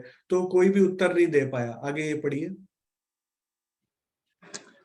निदान सभी ने हार मानकर उन्हें श्री विद्याभिनंदन बुद्ध निष्कलंक स्वरूप माना और उनके नाम की ध्वजा फरकाई तथा आरती उतारी। तो ये था जो आज मैं स्पष्ट करना चाहता था बहुत क्लियरली, कि मेरे से कई बार हो सकता है गलत हो गया हो। हम जब भी इस चीज को आगे कभी भी स्पष्ट करना चाहें, किसी से बात करें, हम बोले कि निजानंद दर्शन के अनुसार श्री प्राणनाथ जी को विजयाभिनंद बुद्ध निष्कलंक स्वरूप के रूप में घोषित किया गया, स्वरूप के रूप में माना गया, उनकी आरती उतारी गई। निजानंद निष्कलंक स्वरूप के रूप में, अवतार के रूप में नहीं। क्योंकि अगर हम अवतार बोलेंगे तो अभी हमने जो इतना सारा पढ़ा है उसका खंडन हो रहा है कि अवतार जो है वो जन्म से गर्भ में प्रकट होगा। लेकिन जब परब्रह्म का प्रकटन हो रहा है एक तन में, जब उसको कोई लीला रूप में हम देख रहे हैं, संपादित हो रही है, उसको जो संबोधन दिया जाएगा उसमें कभी भी अवतार शब्द का प्रयोग ना करें हम। तो ये मेरा आज का मानना था कि हम आज के बाद जब भी बोले विजयाभिनंदन बुद्ध निष्कलंक स्वरूप के रूप में उनको सबने अपनी हार मानी और उनको विजयी घोषित किया। विजय जिसका अभिनंदन करे, और जागृत बुद्धि का जो घोड़ा है जिसके पास, और निष्कलंक यानी कि प्रथम जो था वो विजयाभिनंद बुद्ध स्वरूप। पहली जो परब्रह्म की लीला हुई वो निष्कलंक नहीं रह पाई, क्योंकि 313 आत्माएं जगी पर पुनः माया में सो गई। फिर जब दूसरा स्वरूप आया तो विजयाभिनंद बुद्ध निष्कलंक स्वरूप आया, क्योंकि उसने जो तारतम ज्ञान दिया वो बेशक वाणी, वो जो निशंक करने वाला ज्ञान, उसकी तारतम वाणी की प्रकाश में सारे संसार को अखंड मुक्ति प्राप्त होगी। तो इस प्रकार उनकी ध्वजा भी फहराई गई और आरती भी उतारी गई, और ये स्वरूप हमारे सामने जो प्रकट होता है। एक लास्ट में कलश का एक छोटा सा आप पढ़ेंगे और फिर हम ये मीटिंग समाप्त करेंगे। कलश में हमने इससे पहले देखा कि अवतारों का ये प्रसंग हम पहले भी पढ़ चुके हैं। तो अवतारों का जब ये प्रसंग चल रहा था तो इसमें विष्णु के ही उन्हीं अवतारों की बात की गई कि जो आज तक सबसे ज्यादा प्रसिद्ध है इस संसार में, वो 5 जो रत्न है, जो अक्षर की 5 वासनाएं हैं, उनकी बात की जाती है, जो ये आपके सामने है। उसके बाद जो नेक्स्ट बात की जाती है एक अवतार की, जो 2 भुजा स्वरूप अवतार। तो उसमें अब विष्णु भगवान के 24 अवतारों के बाद जब उसकी बात की जाती है, जो 28वें कलयुग में होगा, तो उस अवतार को एक बोला जाता है कि पीछे प्रगटे 2 भुजा 2 स्वरूप सनंद, और वसुदेव गोकुल ले चले ताहे ना कहियो अवतार। देखिए कितना क्लियर यहाँ पे बता दिया, ताहे ना कहिए अवतार। तो यहाँ पर भी हमने पहले इस चीज को देखा है कि इसको अवतार नहीं बोला जा सकता, और उसका रीजन क्या था, वो रीजन अब आप इसको पढ़िए थोड़ा सा यहाँ पर। बस ये वाला वसुदेव गोकुल वसुदेव गोकुल ले चले, ताई न कहिए सो तो नहीं इन हद का अखंड लीला है पार। ये इन हद का नहीं है, वो अखंड का है, इसलिए उसको अवतार नहीं बोला जा सकता है। और जो Exactly. लोग के स्वामी है जो वैकुंठ के, वो उस सबको अवतार बोला है सबने। बिल्कुल। तो हमने अवतार पहले भी बोलिए। वसुदेव जी जिस बालक को लेकर गोकुल गए उसे अवतार नहीं कहना चाहिए। इस बालक में वैकुंठ बिहारी की शक्ति नहीं थी, अपितु निराकार के पार बेहद धाम की अखंड शक्ति विद्यमान थी। तो यहाँ पे क्लियर कर दिया कि जो जन्म लेता है बालक, उसे हम दो भुजा स्वरूप वाला जो अवतार यहाँ पर बोल रहे हैं कि पीछे प्रगटे दोए भुजा सो स्वरूप सनंद और उसके बाद जो बालक का जन्म होना है वो नंद के घर जाएगा और विष्णु भगवान अपने निवास स्थान चतुर्भुज स्वरूप चले गए। अब जो बालक प्रकट हो रहा है वो अवतार नहीं है, उसमें अखंड धाम की शक्ति विद्यमान है, उसको हम अवतार नहीं बोलेंगे। तो ये ब्रिज के स्वरूप की बात की जा रही है, लेकिन इसमें इंपॉर्टेंट ये था कि अवतारों में उसकी काउंटिंग नहीं होगी। तो ये इसीलिए मुझे लगा कि ये भी सिमिलर चीज थी, इसको भी हम यहाँ पर पहले देख चुके हैं, तो इसको भी हम यहाँ पर एक बार फिर से रिवाइज कर लेंगे कि अवतार और अखंड की शक्ति में डिफरेंस क्या है। तो ये लास्ट पैराग्राफ आप पढ़ लीजिए, ये वाला। अब तक की संपूर्ण लीला में यही देखा गया है कि ब्राह्मी कार्यों में परब्रह्म के जोश इनके जिब्रील की ही भूमिका रही है। इस प्रकार यही मानना उचित लगता है कि कारागार में परब्रह्म के जोश जिब्रील ने प्रवेश किया था, जिसके कारण उस स्वरूप को अवतार नहीं माना जा सकता। यद्यपि ऐसा कोई कथन लिखित में उपलब्ध नहीं है, किंतु सैद्धांतिक दृष्टि तथा अब तक के घटनाक्रमों से यही मानना न्याय संगत प्रतीत होता है। बिल्कुल सही। तो अब तक की घटनाओं में इसका लिखित वर्णन कहीं नहीं है वाणी में कि ये अंदर जिब्रील है या कौन सी पावर है अखंड की, परंतु अब तक अगर हम इसको पूरा सैद्धांतिक दृष्टि से देखें और जो जो हमारे पास प्रमाण उपलब्ध है, 8 प्रमाण, जैसा कल हमने देखा बोध मंजरी में, उनको नजर में लेकर देखें तो यही क्लियर होगा कि वो जब यहाँ पर पैदा हो रहा है, जैसे यहाँ पर देवकी के यहाँ पैदा हुआ और नंद बाबा के यहाँ उसको ले जाना है, तो इसके बीच में कौन सा उसके अंदर अखंड शक्ति है जो उसको बोला गया कि ये अवतार नहीं है। तो वो शक्ति जो है वो परब्रह्म के जोश शक्ति है, जिससे आज तक सारे कार्य होते रहे हैं ब्राह्मी लीला के। जो भी ब्राह्मी कार्य होंगे, जो भी परब्रह्म के संबंध में थोड़ा सा भी अगर कहीं वर्णन आएगा, उसके अंदर परब्रह्म के जोश की शक्ति होगी। उसके बिना बेहद धाम से कोई भी अखंड वर्णन नहीं ला सकता, चाहे वो पंचवासनाएं हो चाहे कोई भी हो, तो उनको जोश शक्ति के द्वारा ही लाया गया। तो उसमें जोश की शक्ति थी। अब ये ब्रिज का स्वरूप जब नंद घर के अंदर प्रवेश करेगा तब उसके अंदर अक्षरातीत का आवेश आएगा, तब उसको हम अक्षरातीत के आवेश के लीला के रूप में ब्रिज में मान सकते हैं। तो इस प्रकार हमने देखा कि इस काल माया में 2 स्वरूप और ब्रिज का स्वरूप, इनको हम आज के बाद अवतार ना बोलकर इनको विजयाभिनंद बुद्ध निष्कलंक स्वरूप के बारे में बोलेंगे, क्योंकि ये साक्षात पर ब्रह्म के आवेश स्वरूप की लीला है, किसी अवतार की लीला नहीं है जिसने की जन्म लिया हो और जिसने की माता के गर्भ में प्रकट हुआ हो। तो आप सब सुंदर साथ ने जो इसका आज मंथन कराया और हमने आज विजयाभिनंद बुद्ध निष्कलंक स्वरूप की आरती उतारी और प्राणनाथ प्यारे की जय बोला, तो आप सबके चरणों में कोटि कोटि प्रणाम। सुंदर साथ जी, कल हम यहाँ पर नहीं है, चितवनी के बाद नहीं क्लास हो पाएगी, सैटरडे संडे भी ऑफ, मंडे हम फिर 3 तारीख को मिलेंगे और फिर कोई नया प्रसंग अगर रहा तो, नहीं तो बीतक का रिवीजन करेंगे और फिर 6 तारीख को हमारी नॉर्मल जो अष्टपहर की बीतक स्टार्ट होने वाली है, उसकी तरफ हम सब वेट कर रहे हैं। झरोखे टीम के द्वारा हम उसका आनंद लेंगे।